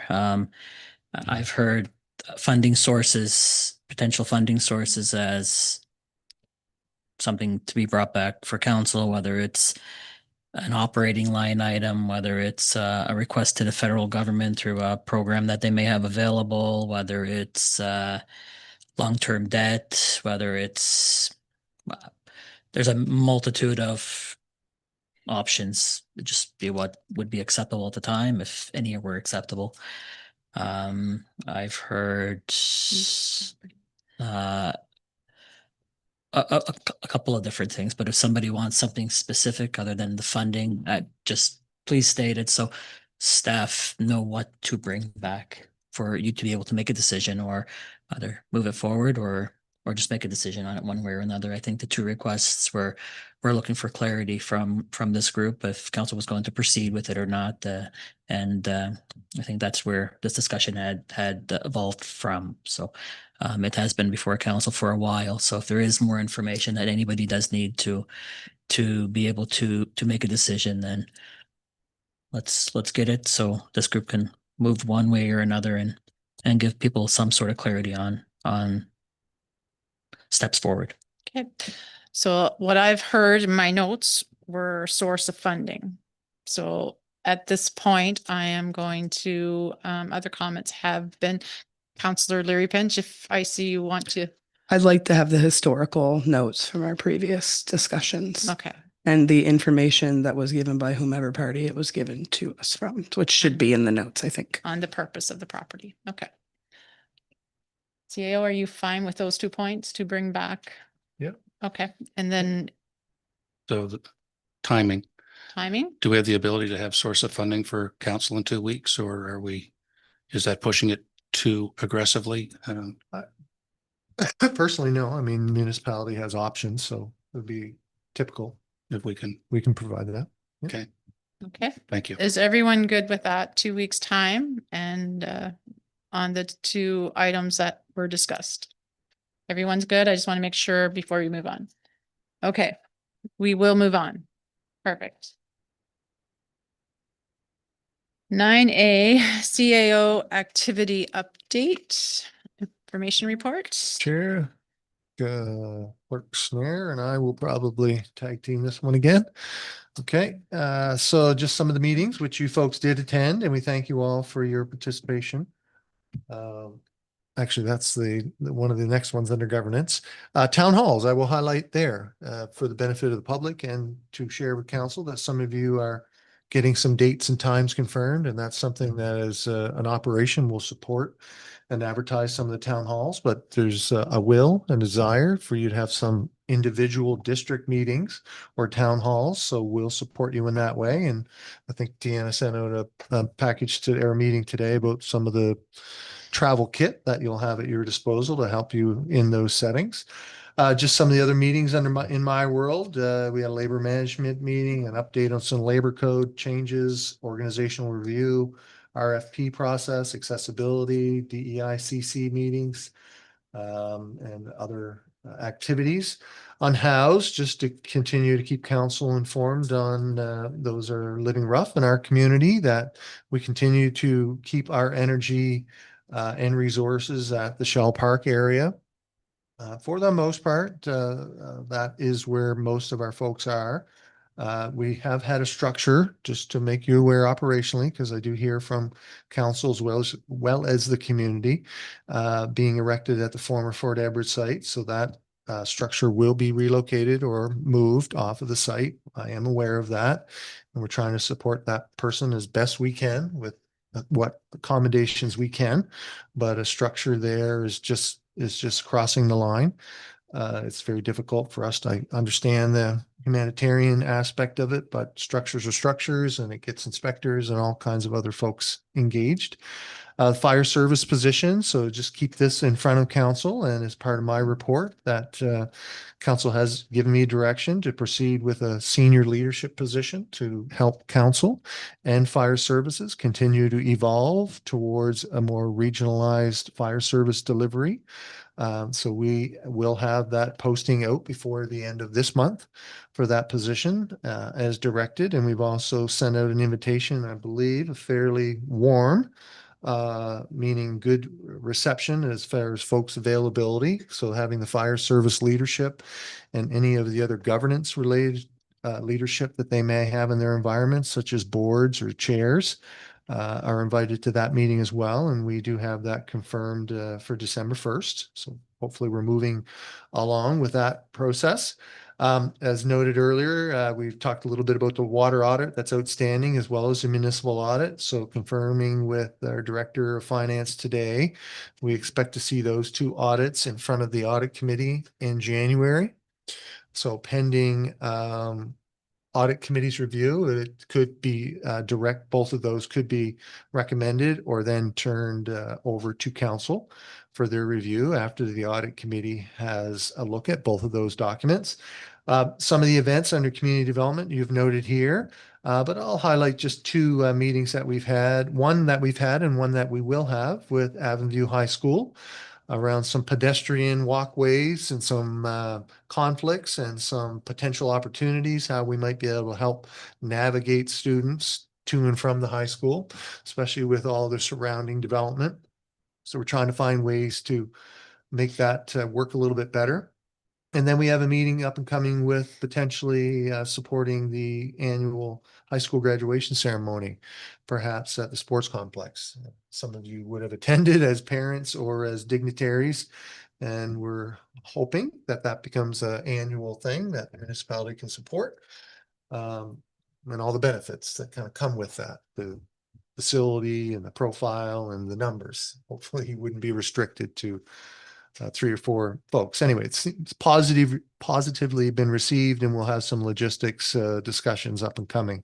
Under planning and development, most of you are up to speed on those activities, economic development, some VREN related meetings and activities there as well.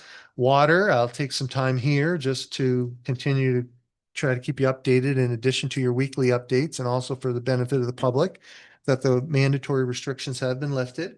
And both water hauling stations are open for business. Director Richard is confirming over here. So those back to business as normal, so to speak. The Make It Rain project is nearing its completion, and I'm sure we'll have further updates, but most of the pipe work and most of that work is completed. We're looking to activate that plan. Of course, with the rain, it is less urgent with respect to impacting, we'll say, this quarter of water provision, but we do want to activate it and make sure that it's working. And if we can get some short-term benefit, then we will take advantage of that. But as we're approaching snowmaking and ski season, we're butting up against that as a bit of an operational conflict. But we do hope to exercise it and have it working. And then again, pending extension of approvals, it is there as a safeguard later in the winter or in the spring, or hopefully not, but perhaps in the summer of next year. And Director Richard is here, but by all accounts, things are going well out there on the field, and I'm sure we'll highlight some staff in future meetings here who've been dedicated to that project and making sure it's a success, including dealing with landowners and Martok. It's been quite positive to date. Just highlighting the Hansport, Davison Lakes, and French Millbrook systems as well. They have stabilized, and as well with some improvements with the rain. So for the most part, those systems are back in business as before the drought. The bottled water program, we are kind of winding that down slowly. It is still fully available, but we have transitioned to coupons only to try to manage a bit of our resources. That's logistically was quite an effort, and staff should be thanked, and we will do that at a future meeting. It's been quite an effort, as well as community members. But some statistics, we're close to 70,000 4-liter bottles of water over the period of time that the program was offered. And there is a dollar value associated with that, but more importantly, the province is fully funding that amount. So aside from the in-house efforts that we put moving water around and Deanna's weekly process, for the most part, the hard costs are being recovered through the province. And again, we are kind of moving into a week-to-week phase. We're still trying to gauge kind of our local knowledge of who has the wells are back and some are not. So we're trying to give folks a little bit of time. And thankfully, the province is giving us a little bit of time to continue with this program as well. But we're kind of looking at it on a week-to-week basis as hopefully folks' needs are reduced with respect to living without a well or in drought conditions. As well, under the public works sections, we've talked to the director about giving council an update on the Wentworth Road and Payzant intersection and the traffic light update. So we will freshen that up and bring that back for council. And I'm sure we'll also include the progress of Payzant to King extension, because that is a current project which design is almost complete. Yep, Todd's saying it's almost complete. So we'll give you an update on Payzant in December. And then just to finish it off, a few meetings there under protective services with police advisory meeting and some meetings that I have with other CAOs that have MPSAs. I did that as a bit of fun. RCMP, MPSA, CAO, and SFM. If you can get all those right, there's a cookie over there for you. Any questions, Madam Chair? Happy to answer them. Thank you, CAO. Is there any questions for CAO on his information report? Councillor Ivey. Yeah, thank you, Chair. Just a couple, if I could, markups I made here. One is, so the audit reports are now both appearing to be the financial and operational audit with MNP, and then the municipal audit, both looking to be in the January timeframe now. Is that correct? And the follow-up question on that, I guess, would be any thoughts to having an interim audit committee meeting, given the, as I may have identified previously, or if not, that I don't think the audit committee has seen results till last year's December 31st date. So the third quarter and the fourth quarter, which would be the January through March, just so that we don't have all of this all rolling into one meeting along with the audits and other things to get things caught up to date there. Yeah. Any thoughts on that? Not from our perspective, but certainly something to be accommodated. We know sometimes these meetings are kind of led by staff, or sometimes a meeting is called by the chair or by the committee. So we're happy to accommodate, but just also trying to be respectful of everyone's time. We know how busy December is, but you're right. That's something we could do in the interim if that's the wishes of the committee. But we had not planned to do that in the interim. I only asked the question in a way of consideration for how much you can put in front of a committee which has new resident members that haven't sat before, as well as council members as well, to make sure everybody's up to speed with what's going on by way of that kind of a process. So just a question asked, and I leave that to either the chair or staff to determine how they think that's dealt with appropriately, I guess. That's that. The other question is on Mill Lakes. You talked about it being near complete by way of the connection to the pipes, and that your wording in here, if I could through you, Madam Chair, to the CAO, is the system will be charged and activated, minimal transfer of water. And I guess at this time of the year where we're getting to near freezing temperatures, where we're starting to see snow drop, are there concerns about getting water into that system, then needing to drain it and disconnect it so there isn't water still sitting in it at a risk to the pipes? I think maybe I'd ask Director Richard if he's comfortable. I know my thoughts, but he's the guy. Director Richard, can you help us out with that one? Sure. Thank you, through your Madam Chair, to Councillor Ivey. So as far as freezing the pipes, accommodations have been made to drain that pipe. The type of pipe, the HTP pipe, is much less vulnerable to freezing. So even if there's a little bit of water in the pipe, but we'll have drains at all low spots. So no fear of any damage to that pipe when it's during the winter season. Okay, thank you very much for that. And I guess my last question here as it relates to planning consolidation, where we stand with the consolidation of the documents for planning and being able to have, I guess, input from the public as to what's been put together at this point in time before we're at a decision-making stage with that, if I could ask. You'll have to get an update from acting director on that one. I know council had the benefit of kind of seeing some of the high points. Feels like maybe a month ago. or so. And I think at that time they had highlighted some of the outstanding items, but there will be a point where the department, we'll say the planning department, does have to kind of push this thing forward because there's always going to be amendments. There's always be considerations, but I think a good a larger percentage of the body of work has been completed, but I do know they're still wanting to revisit, and they're also wanting to do a little bit more stakeholder engagement, perhaps potentially with some developers, just to make sure that some of their feedback, not necessarily unique to the developer, but to the development community, that we have that check and balance before the document becomes more public. Because we would rather hear that on the front end than on the back end, so to speak, when a document's been drafted and kind of closer to its final version. So those are a few intermittent things that I know they're working on, but we could get an update on kind of timing. Yeah. I think that'd be good. I just don't want it to be that with all this work, and we're talking years of work, if you look back to when this first began, more than 7 years when the initial consultations was taking place in some of the rural communities, to have all of that and then find that we're at the end where we get to see the detail, which is where people probably are really going to want to have more comment than where we've been talking high level for the last number of years. So I think it's important. And I would highlight that.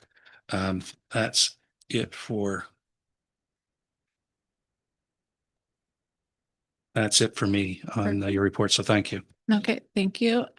Seeing no more lights, thank you, CAO, for the report. And we'll continue on. Correspondence. A, general correspondence received ledger as of November 7th, 2025. B, correspondence sent as of November 7th, 2025. The request for provincial support in establishing a winter warming center. So those were all included in our package. So just check our time. Okay, so we'll move on to new business. A, Avon View High School funding recommendation report. Mayor Zabian. Thank you, Deputy Mayor. So council report was in your packages. It's pretty straightforward.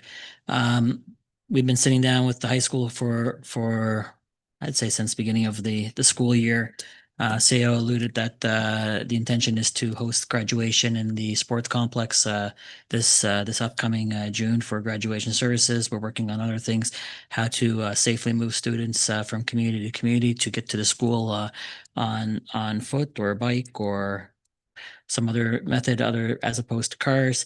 But then the discussions kind of evolved as well into what the school is currently doing, how they're currently supporting the student population, and where they're falling short compared to where they're doing okay, and moving forward. And just sometimes a light bulb comes off in the head. And how do we support our young students who may not have the opportunity to be involved or to receive a service. The school does multiple things on the program side of things, whether it be sports, whether it be painting club or glee club or crafting, or I can't list them all, but they do a lot of different type of programming now through their various teachers and who has an interest in what.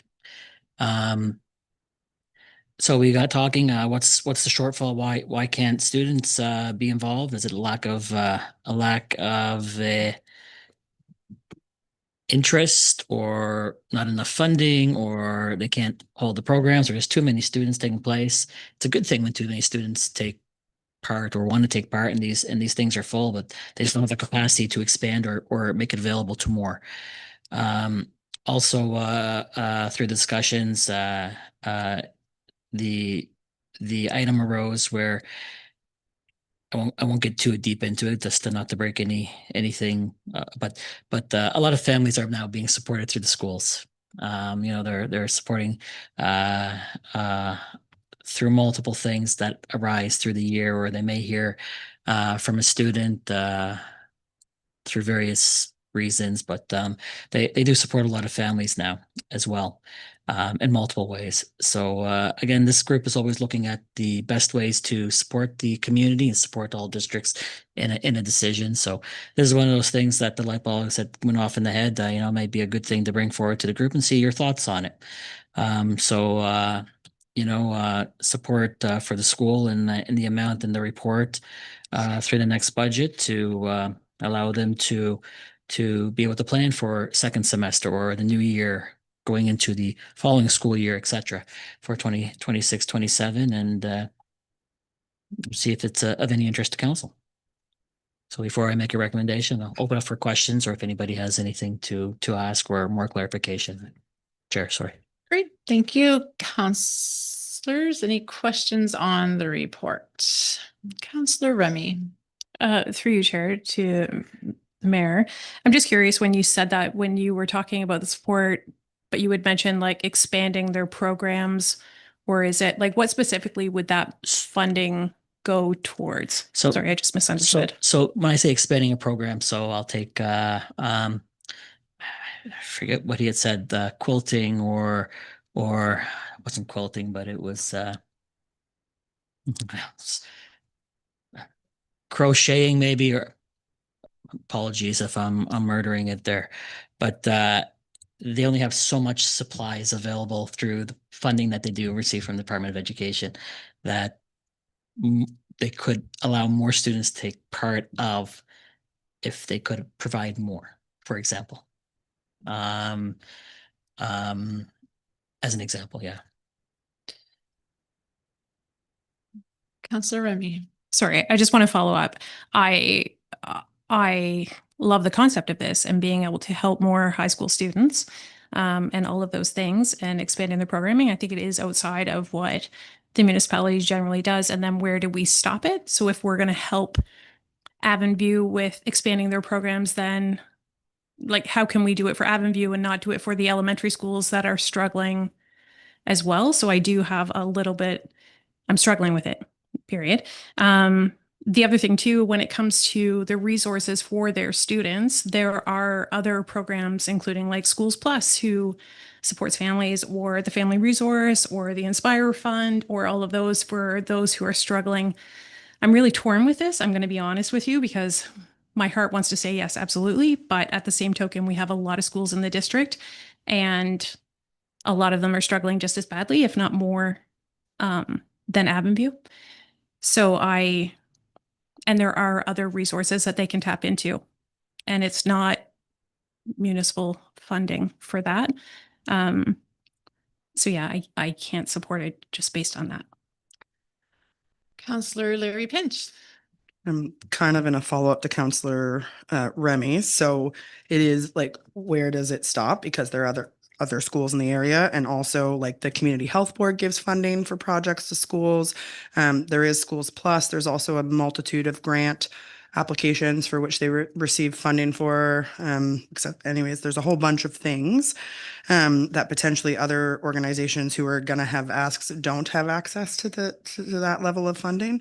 But that's just kind of where I sit. Again, I'd love to give every school in the area $25,000 to expand their programming. I just don't know that doing it for one encompasses everybody at this point in time. Councillor Bonnie Smith. My question would have just been, what about like the other schools? I know they have funding. I know they have access. I worked with Schools Plus last spring for about 3 months, and I know they do have funding, but it taps. I've seen them run out of funding before the end of the year. They're supporting more families. The schools are supporting more families. But now working at the middle school, I see there's lots of programs that the kids want to be involved with, like the Glee Club and robotics programs for some kids, and athletics that some can and can't afford. And yes, there's funding through Inspire funds and through the province, who should be paying for all this, most of this anyways. But they only get a certain amount of funding, and it runs out, and lots of families don't get supported like maybe they could. But I would also question, what about all the other schools? Okay, Councillor John Smith, and then I'll come. Thank you, Chair. Yeah, I like this. It's we've supported a lot of other schools. We've given money for playgrounds to, I think Windsor Elementary, Probably Brooklyn. So yeah, it fits. But the thing I like most about it, it's equitable. We got kids from all over the municipality going to Avonville. We only have one high school. So right from Bramber, right down to Vaughn's and all over, go to Avonville. So it's equitable. Right. And I know the schools are supporting the community more and more every year, lunch programs in particular. So yeah, I would support it. Mayor Zabian? Yeah, just on that thought, Chair, it's all, they're all great comments, and I knew there was going to be a struggle. I know everybody wants to support any student, any school, and wants to support all the schools. There's no question there, and I was the same way before I even brought this back to this group. But we have given other schools funding allocations throughout the years. We gave the Brooklyn Elementary School, I believe it was 25,000 back in. I believe it was 2019, spring of 2019, I believe it was.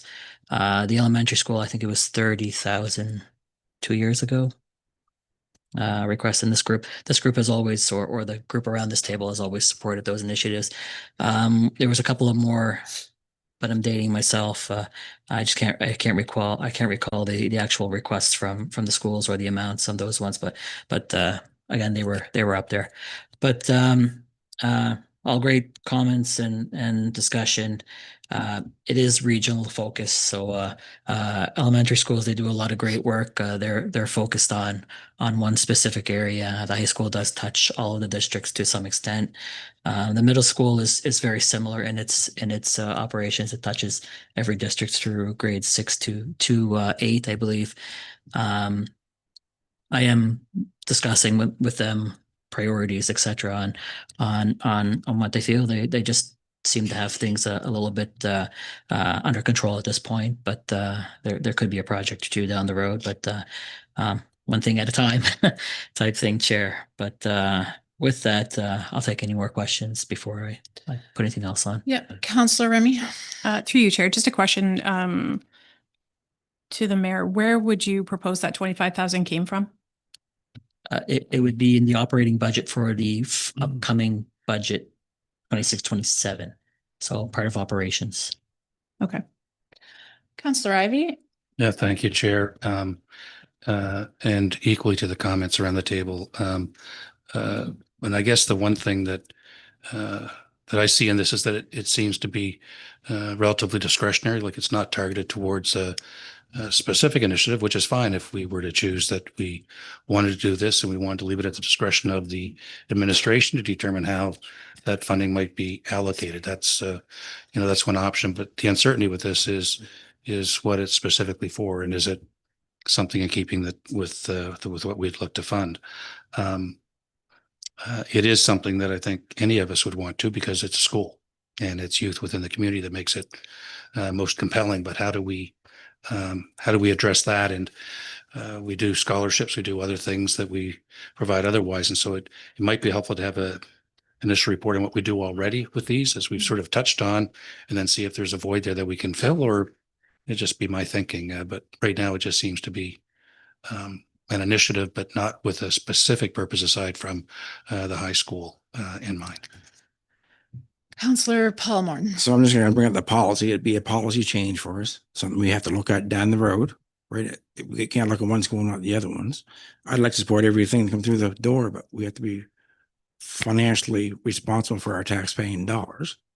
We gave Evanview girls hockey team last year $25,000, if I remember right. I mean, they get lots of money from us. I'd like to support everybody, but we need to see the big picture, what's coming in our budget, before we can start adding anything from this table to our budget. Because our budget last year was big. This year is going to be bigger than last year. We didn't cancel anything last year. We put it off, so it's coming back, plus what we want to do. So for that reason, I cannot support this. I'd like to, but I can't support it until we see the big picture where we are with financially.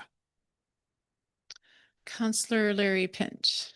I just wanted, because not everybody around this table has young kids who are currently in the school system, but the province commenced last year, has funded school lunches across the province for all kids. So like that, they are feeding a need as far as feeding the kids while they're at school.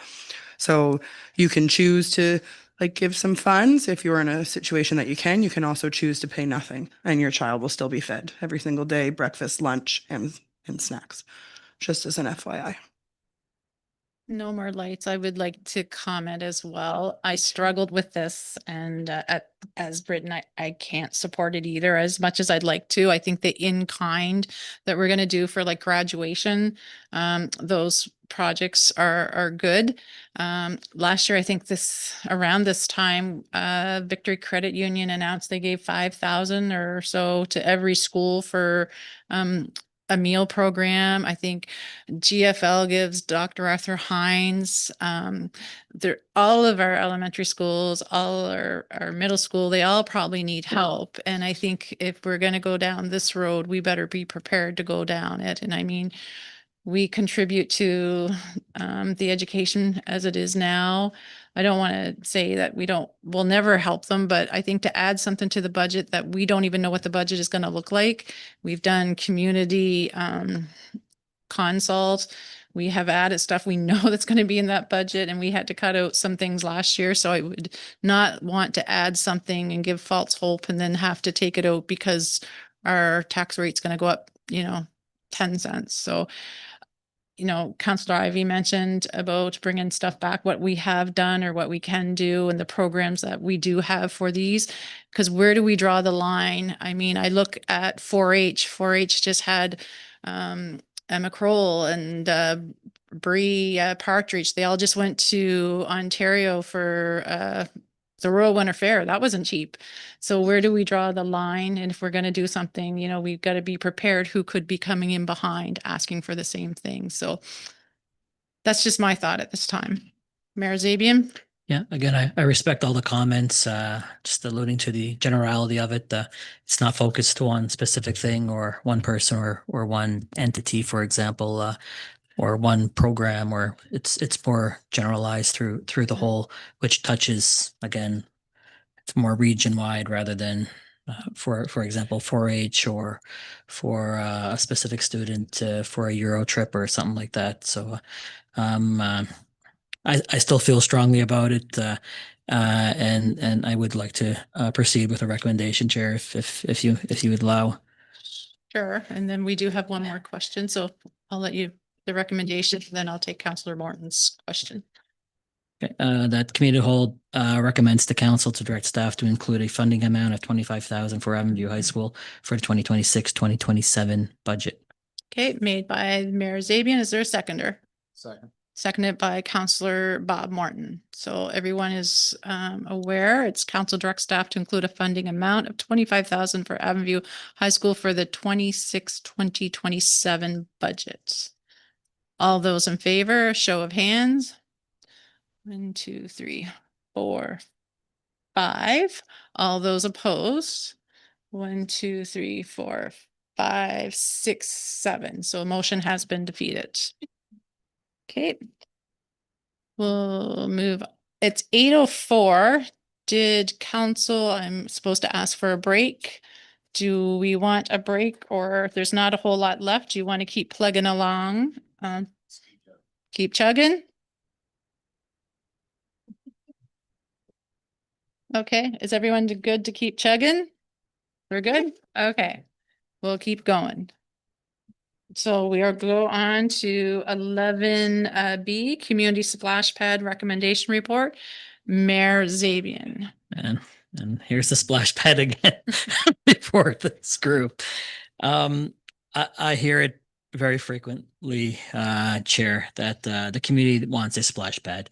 As noted in report, we currently do have one at the HMCC in Hansport. It's funded by the HMC, which is an area rate through the residents of Hansport. I can't give this group the age of the splash pad, but it's fairly old. Councillor Paul Morton may know the age of it, but I know it's fairly old. It was installed when I was quite younger. I'm still young, but when I was younger, the pad it's very basic. It's concrete, so it is rough on the feet, but it's just a splash of water that comes out of a jet and in the ground, and kids seem to love it. They take advantage of it. The HNCC does a great job, and it's very well used. It's an affordable alternative for people who may not have a pool or access to the pool or can't fund a pool pass, et cetera, and it's fun, it's social, et cetera. I don't know how many times I've been approached about why don't we have a splash pad in various ways of communication, whether it's a phone call, an email, a drop in a grocery store, wherever it may be. One of the farmers markets, believe it or not, it's referenced quite a bit when I'm at one of those events.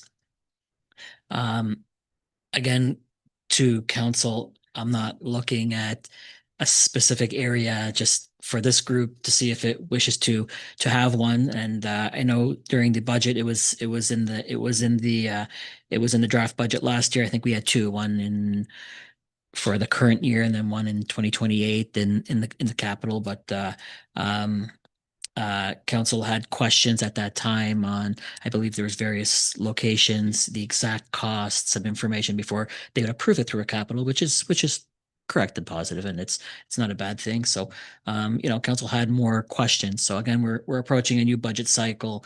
If we can have maybe some of those questions answered, rough costs. I know we had an allocation of each one of 400,000 in the last budget. Was it high? Was it low? Was it just based on a guesstimate of other areas or phone calls? But if we just have a report that just gives council some more information heading into the current year's budget cycle, and if council at that point wish to include it in the budget for consideration as well. Speaking to Manager Bennett, our facilities manager, who informed me that these items, they don't get built right away. There's not many vendors who do the work or who do it correctly anyways, and it could be 2 to 3, maybe 4 years before you, from initial approval to implementation to actual having it built and done. So it does take time a bit, but again, just getting the information to begin with. Once council has the information, then it can make a better informed decision. So that's the intention of this report, is to have information come back for the December meeting. Then if council feels comfortable at that point, to maybe send it to budget and see what it looks like in the overall scheme of things. Before I do put a recommendation, I'll take questions or et cetera. Okay, open for questions. Councillor Larry Pinch. Thank you through your chair. I was just going to say that I fully support this. Would love to have the information back. Have heard similar comments in my district, but also being out at programming with my kids from other families across the region. So I think it would be something that would be well used and appreciated, and it would be a good allocation of spending. So thank you for bringing the report forwards. I'm just going to comment. I didn't see any. Oh, Councillor Bob Morton, I'll let you go and then I will. Yeah, and Richard. Yeah, okay. Oops, sorry. It's one of those items I certainly was one in favor to take that out of the budget, but since we did that, I've heard this a lot, so certainly, and it surprises me actually how many times I get a call or stop to say, where's the next splash pad or when is it? So certainly do support it as well after we took it out. Councillor Yanish. Yeah, thank you, Deputy Mayor. I think a splash pad qualifies as a park, and aren't we waiting for a survey or a report on the future of parks in the municipality and what residents actually want? So that be it would be a comprehensive report, I think, that we're waiting for, and now we're sort of trying to take a shortcut here. So I just wanted to clarify if we're not waiting for a report on parks and the future of their parks in West Hants. Thank you. I'll let Director Keogh answer that. I have eye contact with her and a little bit of a head nod. I think that's our future needs assessment, Chair. Okay. That's correct. Yeah, we just awarded the tender for the comprehensive needs assessment for parks and recreation facilities, which staff anticipate that's what this will inform, is the things like a splash pad or a park, or I don't want to put ideas in anybody's mind. But, pickleball facility, those are things that we have all heard, but this is what this needs assessment we're hoping will inform by the greater community. Perfect. Answers that and more. Counselor John Smith. Thank you, Chair. A question for the director. It would be helpful to know what the life cycle of the existing splash pad is. So would that be covered in the upcoming report? That's currently owned by HMCC, but I can connect with them and see what the life cycle might be, perhaps. Counselor Jim Ivey. Yeah, thank you, Chair. I think that's a really good question that was just asked to find out about that. And by way of getting an information report, I think that's a good thing. I wouldn't presume that it automatically loads it into the budget, though. And I only say that given what we went through last year. We've asked for a follow-up report just on what was initially a 10-cent increase being proposed, and we got it skinny down to being 4 cents. We've asked for information on that to explain what the actual cause of the 4 cents and or the original 10 cents was. And we don't have a sense yet as to where we finished last year at. And so that's why I'm cautious on when we're looking at these additional spending items that we don't have last year's budget closed out. We're still looking at looking to add items into this year's. But an information report, I think a good thing. That's what we were waiting for at the budget turn last year. I believe that we had a motion on that previously, and so it'd be good to see that. Counselor Larry Pinch. Excuse me. I was just kind of going to say as a point of comment, I guess what I think of is that we recently have had a report come forward about a playground in Windsor that we approved to be replaced. So I think we move forward with that outside of when we know that whenever this potential review is going to be complete, so that strategically we kind of still need to move forwards as well. This will be great to inform us moving forwards in the future, but this report is to give us information so that when it comes to budget time, we can make an informed decision on what's needed. And I'm not certain, based on the mayor's comments, of it could take up to 4 years, like between now and like actual in place. That we want to extend that out further and further if it is something that our residents are requesting, and that they're kind of requesting consistently across the board as a majority. Great. Mayor Zabian. Yeah, no more lights. Again, I hear it quite frequently that it's wanted by the community. The needs assessment is great. The needs assessment will identify multiple things, whether they're community centers, whether they're more trails, that's how I see our biggest information piece will be from the needs assessment. Again, it could identify these smaller items that we already know are wanted, Chair. Again, I wish things can get done in 2 months and 3 months, but I just did a couple of just inquiries on my end, and something like this is not built overnight. You look at other communities; they were quite a longer process as well. Again, if council, after the information and council got to a point of its comfort, but there would still need to be a location of the pad. Where is the most proper place to put it? Whether it's on a service lot, an unserviced lot, it can be stuck anywhere, and it would be all based on information and etc. So again, this is information at this point that the report is speaking to, and I'll put that forward and see the interest of council.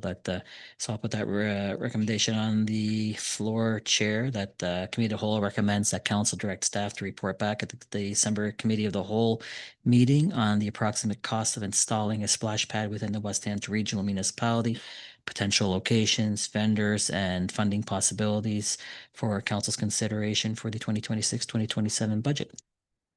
Made by Mayor Zabian. Is there Second. Seconded by Councillor Larry Pinch. So the recommendation is Committee of the Whole council direct staff to report back at the December Committee of the Whole meeting on the approximate cost of installing a splash pad within the West Hampton Regional Municipality, potential locations, vendors, and funding possibilities for council's consideration for the 2026-2027 budget. All those in favor, show. Excuse me, Madam Oh, Chair. sorry. Councillor Yeah. Ivy? I didn't know if you're going to call for the vote right after reading, Oh, and so I sorry. didn't interrupt you. I just wanted to note that this talks about the cost of installing, but one of the other points that came up was cost of operation, and if that's able to be included based on what's in this motion, if we could get that. I'm not suggesting we need to amend the motion if it's understood that we want the cost of, and that's what's intended then. Okay, So just if that's. I think we're good with that. Okay. Director Keo, you good with that too? If we can come up with a cost? Perfect. Okay, sorry about that. I was looking right and you were left, so. Everyone good? Okay, all those in favor, show of hands, please. All those opposed? I got that. So Councillor Yanish opposed and Councillor Remy was not in the room for the entire conversation. Okay, so motion carried. Okay, 11C, waste pickup crew recommendation report, Mayor Zabian. Thank you, Chair, Deputy Mayor. I think we've all had multiple inquiries over the years and over this beginning of this term on the community, on the waste that is being distributed along our streets, along highway exits. We have a young gentleman who goes around volunteering and picking up the community, and he's quite active. He's also employed at the with the company that I rent from myself, and he's always on the go, cleaning some area somewhere along a road in West Hants Regional Municipality. I know we have summer staff that we bring on every year who do a great job of emptying the waste receptacles and going around and maintaining our sites. Council has invested in the flags along the street lines, on the phone poles. We've invested in planters and beautification with various gardens going to start popping up around West Hants Regional, which is all great, and it adds to our beautification chair, and people enjoy it. Visitors who come into the region comment on how nice it looks. Our residents who live here every day and shop and work and everything, they appreciate it quite immensely as well. But we have that one thing that's lagging and overshadowing things, and that's the amount of litter that keeps on popping up. It's quite evident after the snowfall melts, and you really see the hit of it there. But it's becoming a 365 day a year issue, and so again, I don't know what it would cost to add more resources to the municipality on creating a dedicated individual, or I don't know if it'd be one individual, two individuals, three individuals, and what that would be, but their specific role within our organization would be to keep the communities clean. And that'd be going up and collecting that trash and doing an area a day or whatever it may look like. But I'm not sure if it's even feasible, but it's been referenced quite frequently in the last number of years, and I just don't know what the costs would be to be able to go forward with that, and if it's feasible or not. So again, this report would be requesting information on what creating a quote unquote waste pickup crew would entail, the costs, and just how it may be able to come to fruition. That's the gist of it. Great. Thank you. Any questions for Councillor Remy? Through you, Chair. I'm just curious, and Mayor, just towards you, I was wondering if we could maybe expand that, because I agree waste is an issue here, but maybe it's looking at other programs too that we could maybe support, like bringing back the I can't remember what it's called, Adopt the Highway program, or incentives. I know when I was part of municipal staff, there was actually a waste crew or committee here that we had some very thank you, eager and keen waste pickup people with some really, really great ideas. And I don't think it would require having hiring a staff and getting a truck and all of the comments that were there as far as wages and stuff like that. I did do a little bit of investigation. Anyway, it's your your choice if you want to do it. But I mean, they do have like, there's beautification crews in some of the other municipalities. They have like the Adopt a Road, rotational cleanup by existing staff. Anyway, community cleanup and partner grants and those types of things. So I think it would be, in my opinion, it would be cool if we had a broader, if the motion could be amended, or if you were in favor of doing that, or exploring other ways that we could do it as well. That may be at a lesser cost, or, you know, ways to engage the community, because we do have a lot in the community that are very, very keen on cleaning it up. Councillor Paul Wheaton. Thank you, Deputy Mayor. I'm in support of this. Just recently, they did a bunch of bush hog work along the highway in St. Croix area, and it's just ridiculous the amount of garbage that's showing up there now. There's a couple of volunteers that are very diligent in my area. They go out and they clean up as best they can, but they're even getting overwhelmed. It's getting to the point now where the volunteer efforts, although they're great, we do need something more dedicated to keep the beautification going. Like I say, the work they do with the bush hogging's great, but when they're finished, it looks like a garbage dump. So it would be great to have these volunteers support it. And I think it's something the municipalities should look into, to have a dedicated crew to do these areas. And we would be talking all the districts, correct, Mayor? All the districts. The region is The region, what I was yes. intending. Yeah. Yeah, no, I totally think that we could, utilize this and maybe have a crew to do beautification, maybe not just garbage pickup, but maybe helping out with planters and helping out the community groups that do their volunteer efforts, and just kind of spearhead the cleanup crew. So I'd definitely be in support. Thank you. And just to comment on Councillor Remy's, I think you were a staff member my first year as a counselor, and I think the only one in here might have been Director Keogh, the Keen group. I can remember, I think it was Earth Day, and council joined staff and we went and picked up garbage. And I remember former Councillor Tanya Leopold and I, we were at the St. Croix off-ramp. We found some great treasures. It rained, and we did exit 5 as well. And we spent, I think, 2 days, if not. And I think Public Works and Nova Scotia Public Works came around and picked up the bags, and there were tons. And we did that. I think it was our first year. I think that was back in 2016, 2017. So yeah, so there was some keen staff that it's amazing. So no. Any other questions?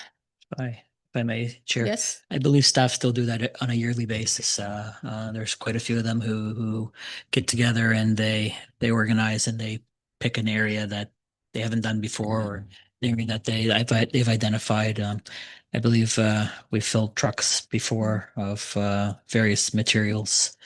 Yeah, it's definitely an issue, but the thought is quite they kind of go side and side of how it can be in like a hybrid of something. Maybe I just don't know what it may look like.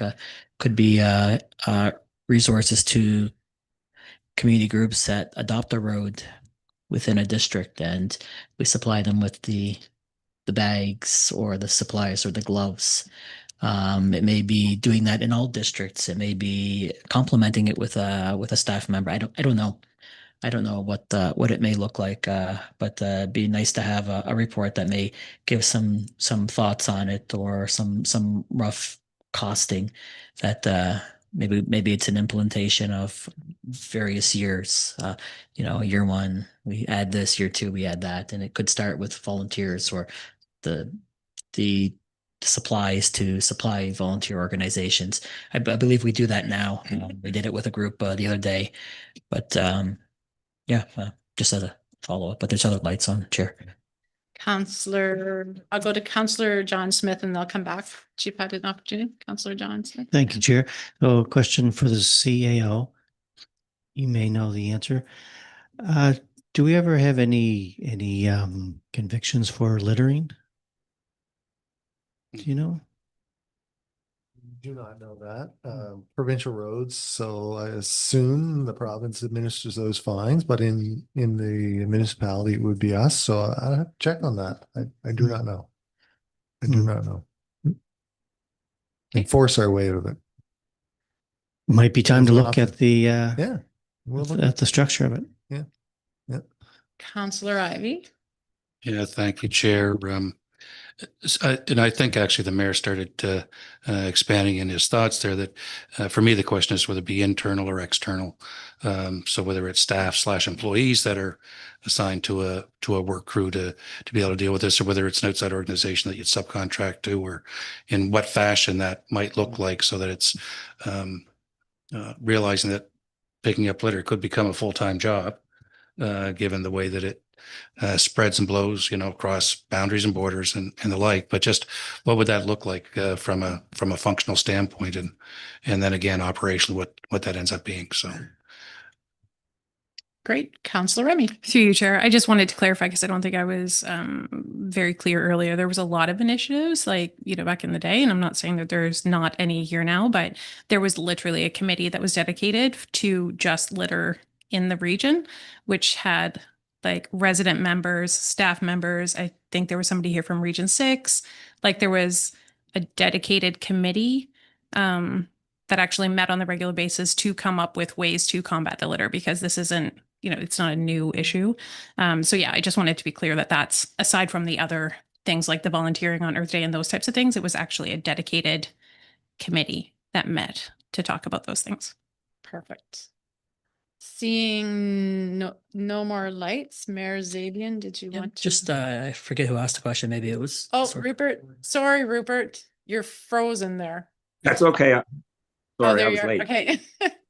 But just to Councillor Remy's point, I remember on Region 6, on that committee, there was a fairly extensive program dedicated to littering. So I wouldn't want to see that missed in the report, to see what they're doing now and what they may have done in the past, because I think it was pretty good work.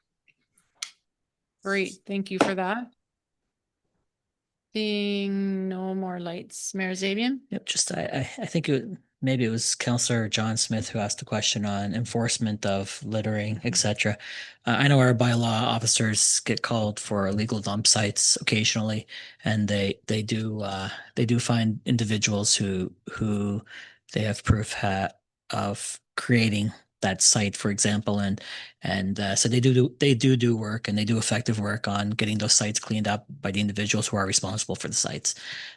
Usually it doesn't end up in court, but they do, I guess, on the enforcement side of things. But again, those are larger sites that somebody may have not covered their tracks. I hate to say it that way, but not covered their tracks 100% and have been caught doing it. But somebody tossing out a cup going up one of the highway ramps or coming in, or discarding a passed away animal, for example, it happens quite often. But I think they're all great ideas, and I'm going to try to incorporate them all into this motion here in a summary anyways. And I'll put forward that the committee of the whole recommends that council direct staff to prepare a report for the December committee of the whole meeting on the possibility of creating a dedicated waste pickup crew for the municipality, as well as information on past programs such as Adopt a Highway or other programs for Region 6 that have been successful in the past, all including costs and anything else that may be relevant for council's consideration for further direction at that point. Perfect. Do I have a seconder? Second. Councilor Paul Wheaton. So council, I am not going to repeat that because that is not off the top of my head. That was off the top of our mayor head. So are we all clear on what he's looking for? Could you repeat it? We'll have to play back the tape. So all those in favor, single up aye or hands up, sorry. Motion, all those opposed, Councillor John Smith. So one opposed, motion carried. Okay, moving right along, Mayor, you're done. No more. So we'll move on to 11D, pipe crawler camera system recommendation report. Director Richard.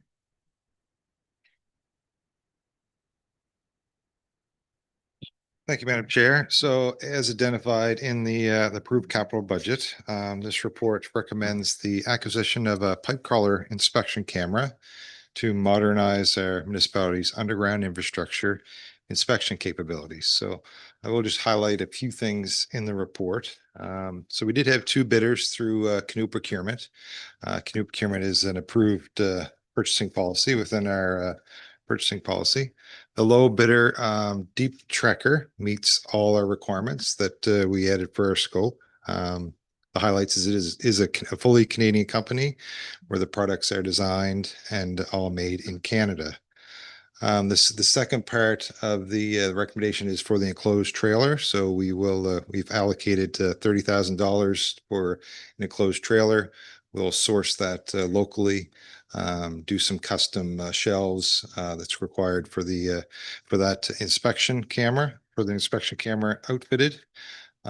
Next page is just a few photos. I assume you all looked at the report, but it just shows, what the capabilities of this crawler camera can do. It's wide ranging, it's kind of telescopic, and it can meet all our requirements through our various sizes for our stormwater mains, our sewer mains, and even, some other, pipes that we may have to inspect. So those pictures just show, the one at the top left shows some fats, oils, and greases that kind of accumulate that we'd be able to identify.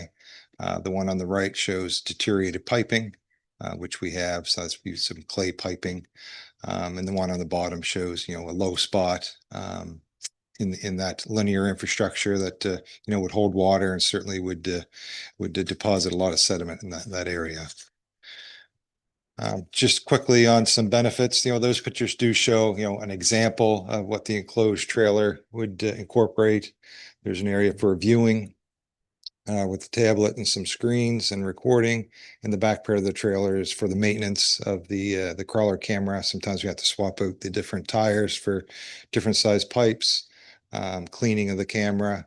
Of course, some of those areas that it's in, we want a clean environment to work on that. And also there's a crane assembly that lowers that crawler camera into the manholes to access the pipes. So that's just an example.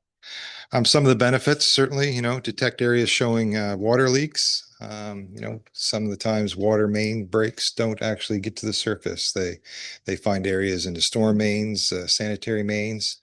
So certainly would help with our leak detection, our water, non-revenue water, to be able to, view those areas and detect those things.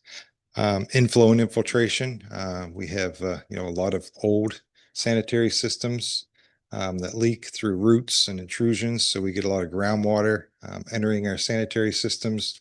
That increases pumping costs and limits our capacity in some areas. And also we have to treat that groundwater through inflow and infiltration. So identify those areas certainly would help a long range for asset management. Identify the areas of high water usage as the camera will allow viewing of sewer laterals. So as we're inspecting these things, we can identify individual sewer laterals. We may notice, a lot of water pouring out of one, some clean water may indicate a service issue, or somebody has an issue in their plumbing. So we can identify those issues. Identify areas of non-compliance. Certainly one of the pictures showed some fats, oils, and greases. We may have some, high BODs or high colored waters from some of our industrial inputs. So it would allow us to identify those areas for non-compliance. Illegal or unknown connections as we're, monitoring these systems. We may notice a sewer lateral or water, pouring in areas that we didn't identify previously. So there may be an illegal connection that we're not aware of. Certainly just overall condition indexing for our future capital projects. We do this through contracted services now. With contracted services, they are hard to get. They're coming in to do a service and they leave. To have our staff having the resources to do this, to identify areas for capital improvements, or certain times that we do a capital improvement, it may not be necessary to replace the storm main or the sewer main. So it would allow us to do that. Also enhance our cleaning. We do have our full vacuum truck that, that truck is out 35 to 40 hours a week consistently. But sometimes when we clean that, we may run the camera up first to actually see if that sewer main needs to be cleaned. And after we do clean it, to assure that we did a good job cleaning it, or we may have missed something. So, and sometimes when we're cleaning it, we come up to a blockage. We're not sure what that is, so we don't like to keep on going because that may cause further damage. So if we do associate a blockage, we could run the camera up there. Yeah, it's a root or it's a lateral that protruded into the sewer main, so we can identify those things. And it involves non-invasive inspection. So certainly removing the need for deep excavations and thereby increasing safety for our crew. Cost savings through enabling target repairs and preventive maintenance, which will reduce emergency interventions and long-term costs. So, and all this data-driven planning and detailed inspections certainly would complement our asset management and our capital planning. So in summary, investing in the pipe crawler camera system certainly aligns with the Hans West's commitment to sustainable infrastructure asset management. And it also would enhance operational efficiency, protect public health, and ensure long-term cost savings. The breakdown in funding. So we're just showing one of it's through sewer budget and the other is the public works equipment budget. And a small contingency, essentially just the contingency is what's remaining between what we estimated for a capital budget and what the current cost is to purchase the sewer camera and the enclosed trailer. So happy to answer any questions you may have. Thank you, Director Richard. Are there any questions on the report? Counselor Larry Pinch. Thank you through you, Chair to Director Richard. What's the lifespan? This would, with proper maintenance, 20, 25 years to have this camera. So they're very robust. They're meant for, to be in these areas that are not inhabitable. So yeah, very robust system these are. So May I have one more? Sure. Thank you. Is there any like ongoing maintenance or like software updates that you have to do that like have a fee or a financial impact associated with them? essentially it's a tablet, iPad. So the software we buy, there may be some small updates. So nothing out of the ordinary as far as, regular updates for, we may need a new tablet if it gets to this point, but once we buy the software, we have that. So it's not an annual investment. Okay, thank you. Counselor Yanish, did you have a question?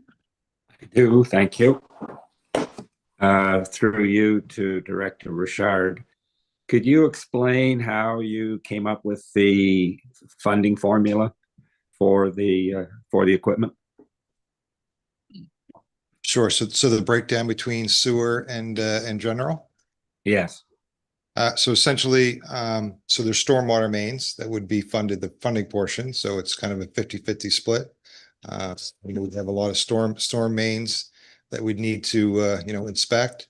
And the other portion would be the sewer mains. So we thought a 50-50 breakdown was fair in the budgeting for this project. Thank you. Counselor Paul Wheaton. Thank you, Deputy Mayor, and through you to Director Richard. Do we have one of these at all now? We don't have one.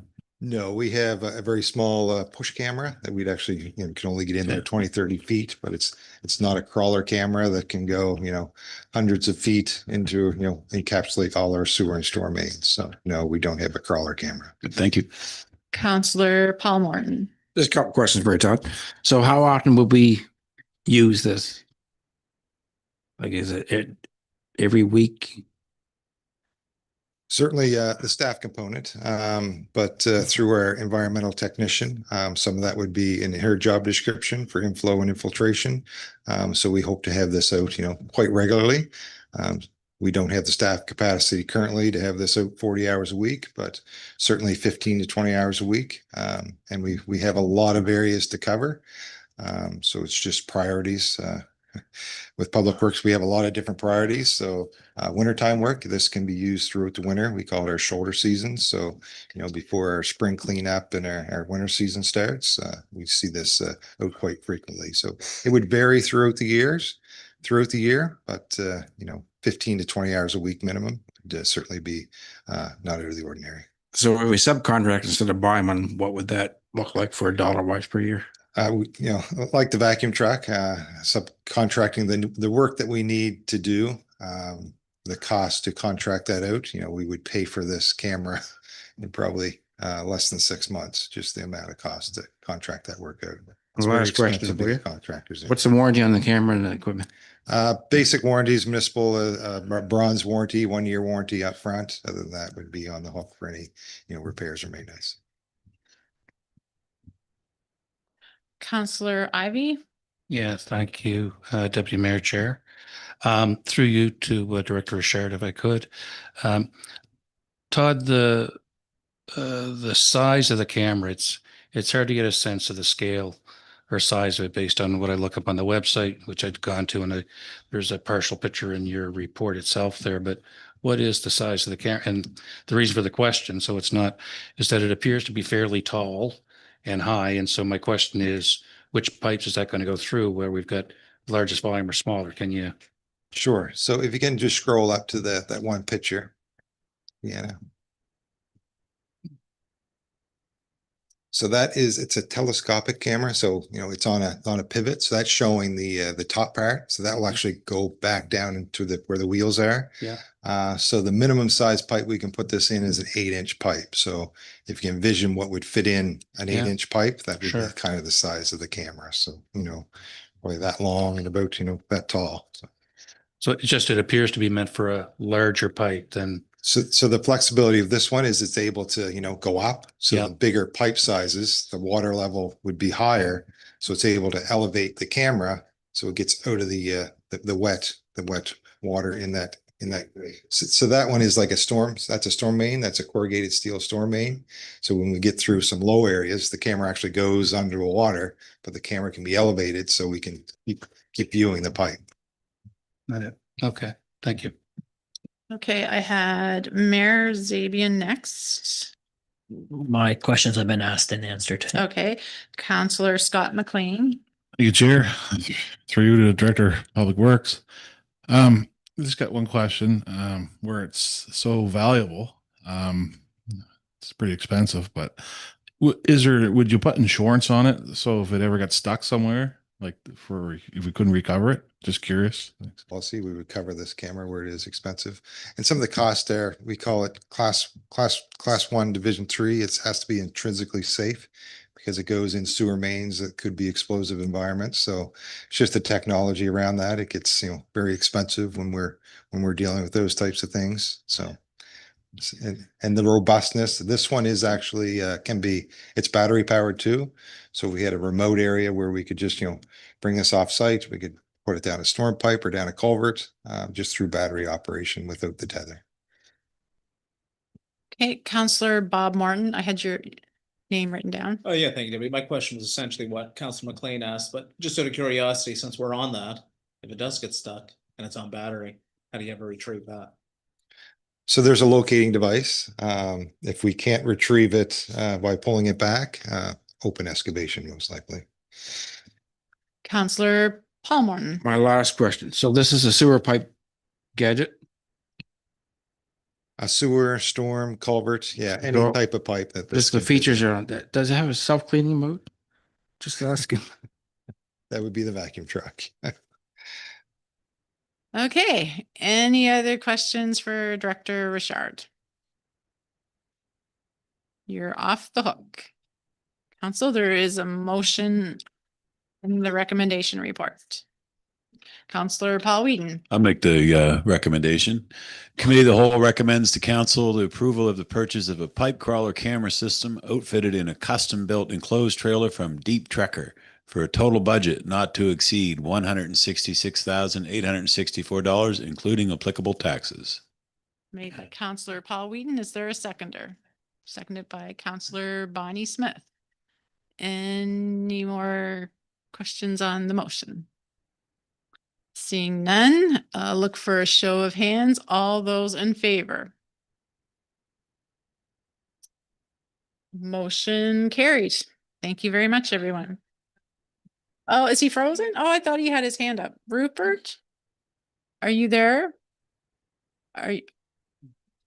Yeah.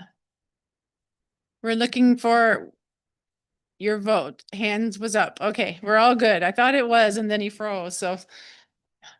Thank you, Counselor Yanish. I don't.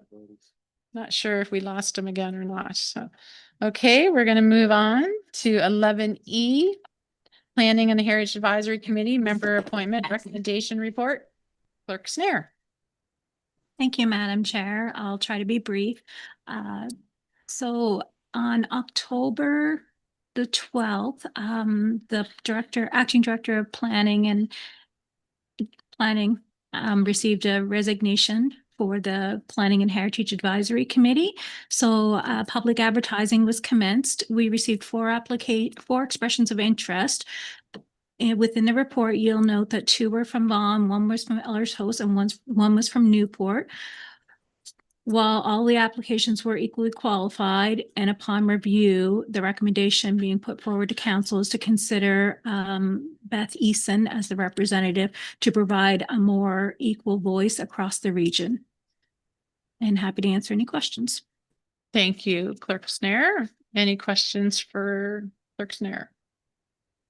Councillor Ivy. Thank you. Chair, and I guess I know that within the policy, there's certain seats allocated for certain areas, and it sounds like I think this is for the position that was vacated by a Windsor representative. If I A West Hants representative. was this West Hants? Okay. Then my question is pretty much null and void. Thank you. Okay, great. Seeing no other questions, there is a recommendation on the screen. If someone wishes to make it.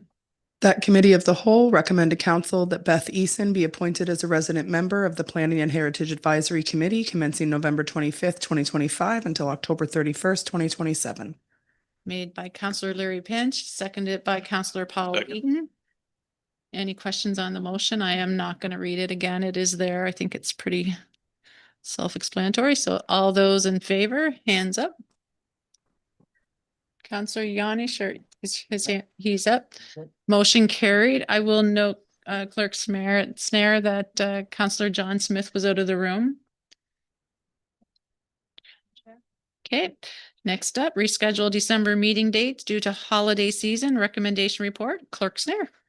Thank you, Madam Chair. Again, I'll try to be brief. As in past historic practice, council has always moved up the December meeting dates in lieu of the holiday season. So the report before council is to consider moving committee the whole meeting from December 9th to December 2nd and the council meeting from December 23rd to December 9th. And I'm happy to answer any questions.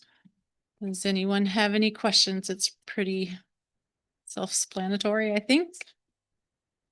Councillor Jim Ivey. Everything was okay on this from a planning standpoint, public hearing wise or anything like that? Are we okay for dates and things? Just Through you, Madam Chair, communications has been had with the Director of Planning as well. The public hearing that is scheduled for December has already been submitted to the paper for advertising, so we should meet all the deadlines.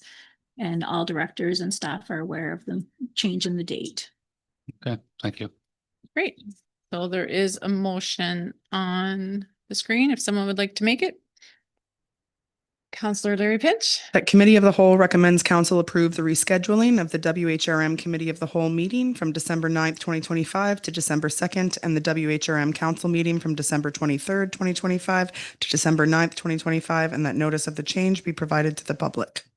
Made by Councillor Larry Pinch, seconded by Councillor Paul Morton, I believe. Oh, Councillor Ivey. Yeah, the only question that I would ask is I think that leaves us a week between the council meeting and the next committee of the whole, if I'm correct, which means it doesn't really allow for any opportunity for any reports that may be generated as a result of council to be brought forward at the next committee of the whole and still meet the deadline. Do we have the ability to extend 24 hours for anything that should somebody have a report that they want to get in, that they're not locked out until January? It just seems to me that would make sense so that you're not locking out potential for anything new that may show up. You think that would Can you be speak to okay? that from the staff?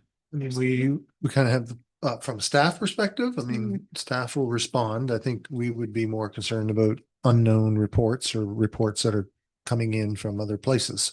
Right. So I thought maybe that's what you were referencing, but If something came up in the council meeting on the 26th, of council, yes. Council meeting. So the end of this month, 1 week later, we have committee of the whole. The deadline will have already passed before we meet that Tuesday night to be able to get reports in for the following week. Policy, yes. It requires at least 7 days notice by noon. So we'll be outside that cycle. All I'm asking for, just so that we're not trying to sort this out 3 weeks from now, does the grace exist to allow councillors, if they have a report they feel they need to put in, to give them an extra 24 hours to get a report in by the end of day Wednesday if something came up on that. That's all. That's what I was interpreting. Yeah. So the chair is got his. I think we're You want to I speak? believe as a chair, I would allow some grace as long as the report is issued before the agenda is sent out. So if we're looking at a Thursday night, Friday evening, and the report still hasn't come, it most likely wouldn't make the agenda. But if it was submitted and part of the package, but the report was still to come on a Thursday evening, for example, that's perfectly fine. So at least as long as councillors have the ability to interpret and read and spend a weekend, but absolutely, yeah. So the Thursday before. Yeah, as soon as possible. Yeah, or sooner. That's fine. Okay. So all of those in favor, show of hands. Oh, what? Oh, yeah. That was made. Yeah, Rupert, yeah, motion carried. Yeah, no, Kayla made it. Perfect. Thank you, everyone. So that moves us down to public comment period. So committee of the whole, we allow 20 minutes total. I do believe we allow each person around 2 to 3 minutes. So if there's anyone who would like to come up, there's 2 people. So we will, if you're over the 2 minutes, we're not going to shut you off, but come on up to the mic, turn your light on, state your name and any comments. As you know, we don't answer questions. So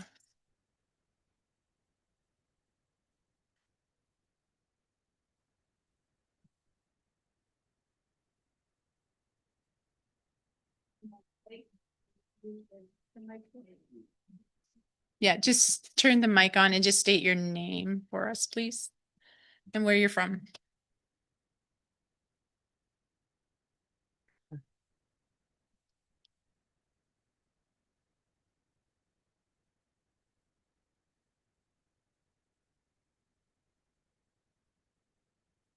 Well, yeah. I'm sure. Rupert, we will leave one of these in your mailboxes. There is a handout.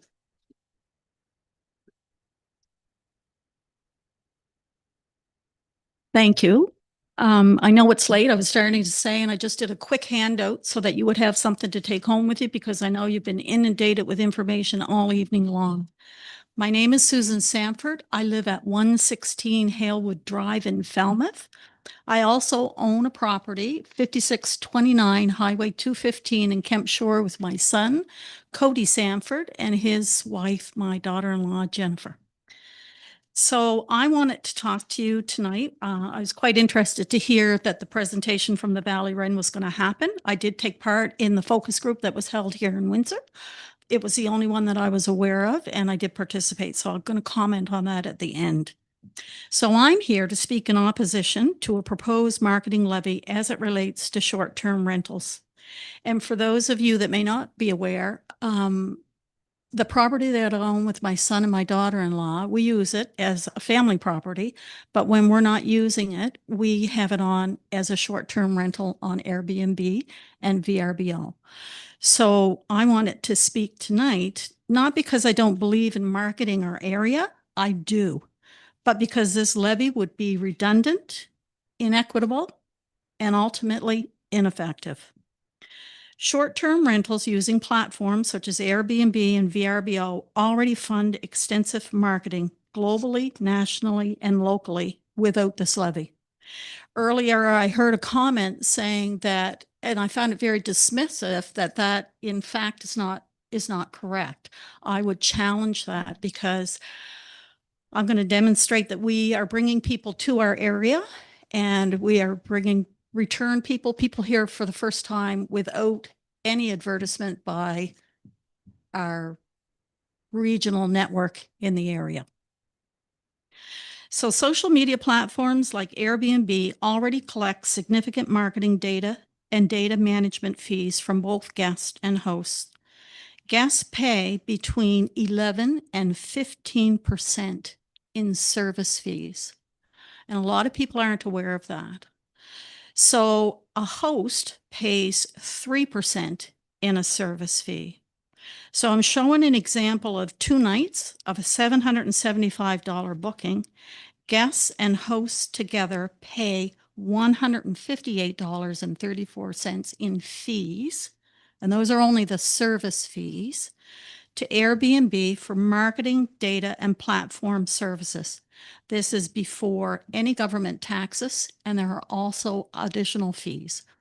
So it's important to be aware of what the fee structure is. So when you're thinking about and considering maybe adding another 3% fee on top of that, you have to ask yourself, where is the breaking point?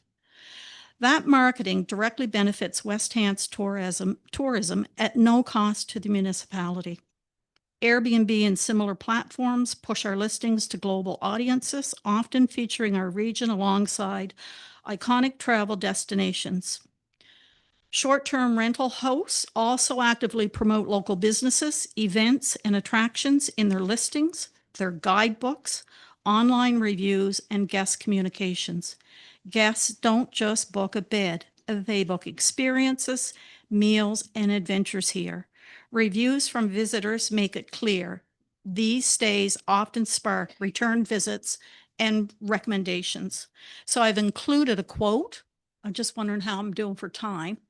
So that you can see, this is from a gentleman who stayed with us in June. He said our stay was more beautiful than we could possibly have imagined.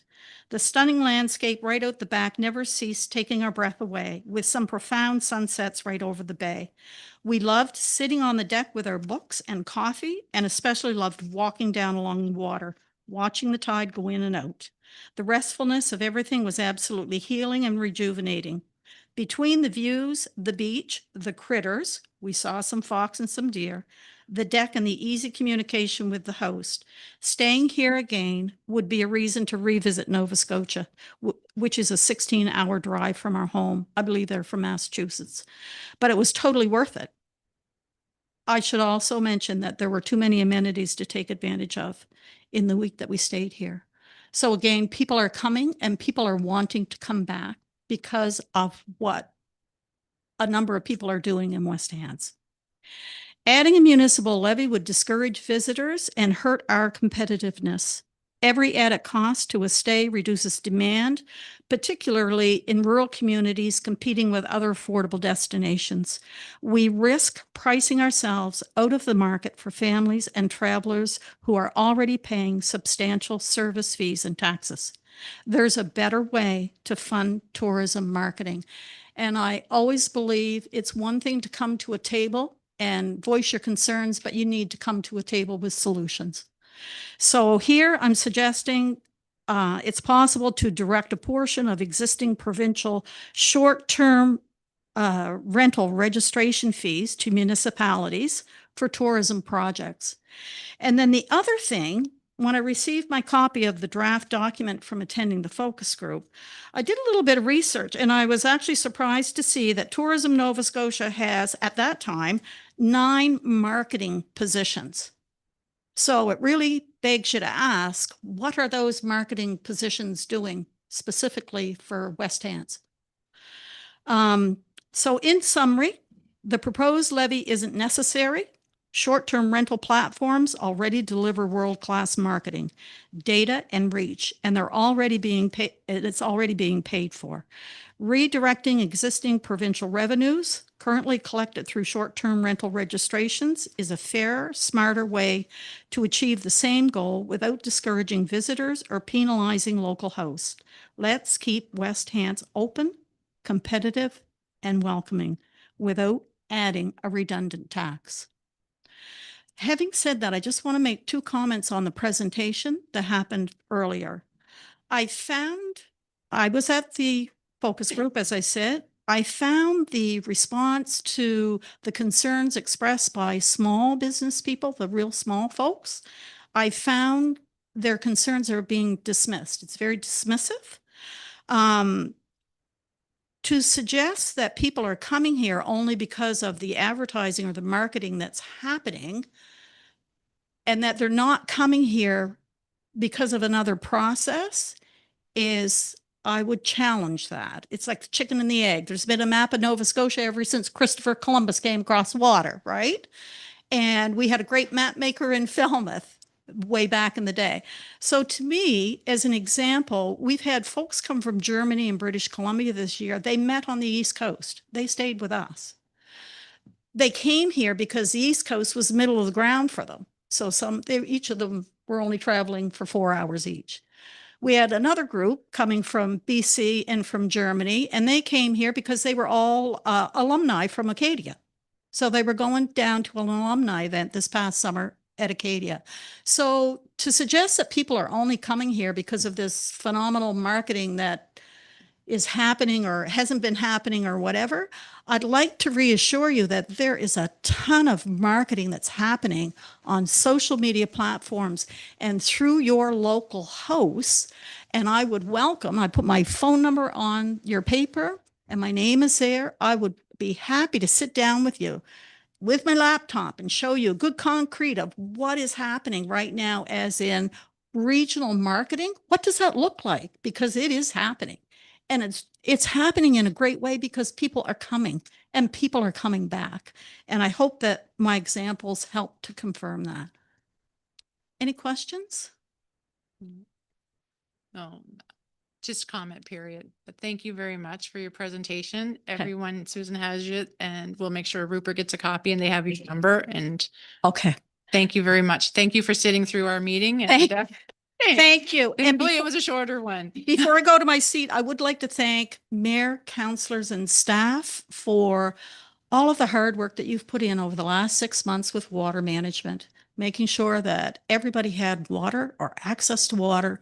Rural, didn't matter whether you were in town or outside. You know, the water haulers were able to get water. I watched it holding my breath, as I'm sure many of you guys did. So just, it hasn't gone unnoticed. Thank you very much. Thank you, Susan. Have a great night. Okay, Amanda, you know the drill. Come up, your name. Any comments?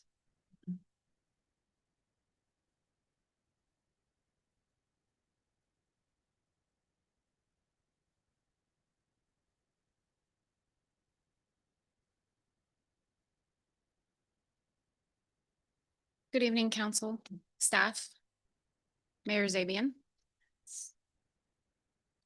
I wanted to speak tonight to the draft CSO residential property bio information report that was presented this evening. I also wanted to encourage each community leader in this room to consider reaching out to the homeowners that have been identified in that policy. Some of them have not actually had the opportunity to speak to various council members, and now might be a really good time to touch base with the people living there just to see how they're doing. I'm going to leave that with you to think about. I did want to point out a couple of things in the interest of transparency, because I think transparency in governance is very important. It enhances accountability, it promotes ethical behavior, and it helps prevent corruption and abuse of power. In tonight's presentation, in the information report, I did notice that there were some communications that perhaps I understand it needed to be brief. They weren't there. I thought it was, important that I pull those out of my files before I came to tonight's meeting. I did hear the inquiries as to updates from the federal government, the provincial government. So I just wanted to take the opportunity to point out that on March 7th, this municipality received a letter from the Federal Minister of Emergency Preparedness in response to a communication that had been sent from here to there inquiring about funding. That was addressed to His Worship Abraham Zabian, and in it, the minister says that he And I'm going to paraphrase and just, simply quotate what he said. I want to acknowledge the actions your region plans to undertake as highly impactful investments in resilience. Residential property buyout programs and municipal sewer and stormwater infrastructure upgrades have high returns on investment and will go a very long way in supporting and providing residents with long-term protection from natural hazards in advance of another disaster. The minister does go on to say, and that to address the cycle of perpetual disaster losses experienced by so many communities across Canada, which result in profound and unsustainable impacts to people, communities, and the economy, this program underwent an extensive review and modernization process between 2020 and 2023. The reduction of repeat disaster impacts and costs is central to the new program, which will take effect on April 1st, 2025. One of the things they are looking to do is incentivize province and territories to reduce risk in areas with the greatest hazard exposure through risk reduction activities, such as relocation and buyout programs. They did mention that they provide the funding. They do not write the programming. They do not dictate how provinces use it. So they are providing the funding to the province. On April 2nd, 2025, a correspondence was sent from West Hants Regional Municipality to DMA EMO. So that would be, at the time, John Lohr and Kim Maslin, inquiring about an update and details on whether support to fund a residential buyout program for specific properties located on Stan Street, Windsor, impacted by overland stormwater flooding during extreme weather events exists. A response was received to that letter on July 8th, 2025, addressed to Abraham Zabiam, Mayor, West Hants Regional Municipality, from the Honorable Kim Maslin, who is the now Minister of Emergency Management. She said she was pleased to learn this municipality has undertaken the drafting of a potential residential buyout policy. She looks forward to hearing an update when your draft policy is completed. So I did want to bring those to council's attention in case they weren't fresh on anyone's mind. And I did want to, I guess, state them for the public record this evening as well. In closing, I would like to thank you for allowing me to speak here tonight. And again, I do really encourage just a small check-in with the folks that are living there to see how they're managing and whether or not they may have any input into what's happening, or there might be any services or supports, new suggestions as to what might be required for that area. Thank you for allowing me to come tonight, and thank you for allowing me to speak. Thank you, Amanda. So seeing no other residents in the gallery, our next meeting date is November the 25th. It's a council meeting at 6 p.m. So it is 9:09 p.m. So I will adjourn this meeting.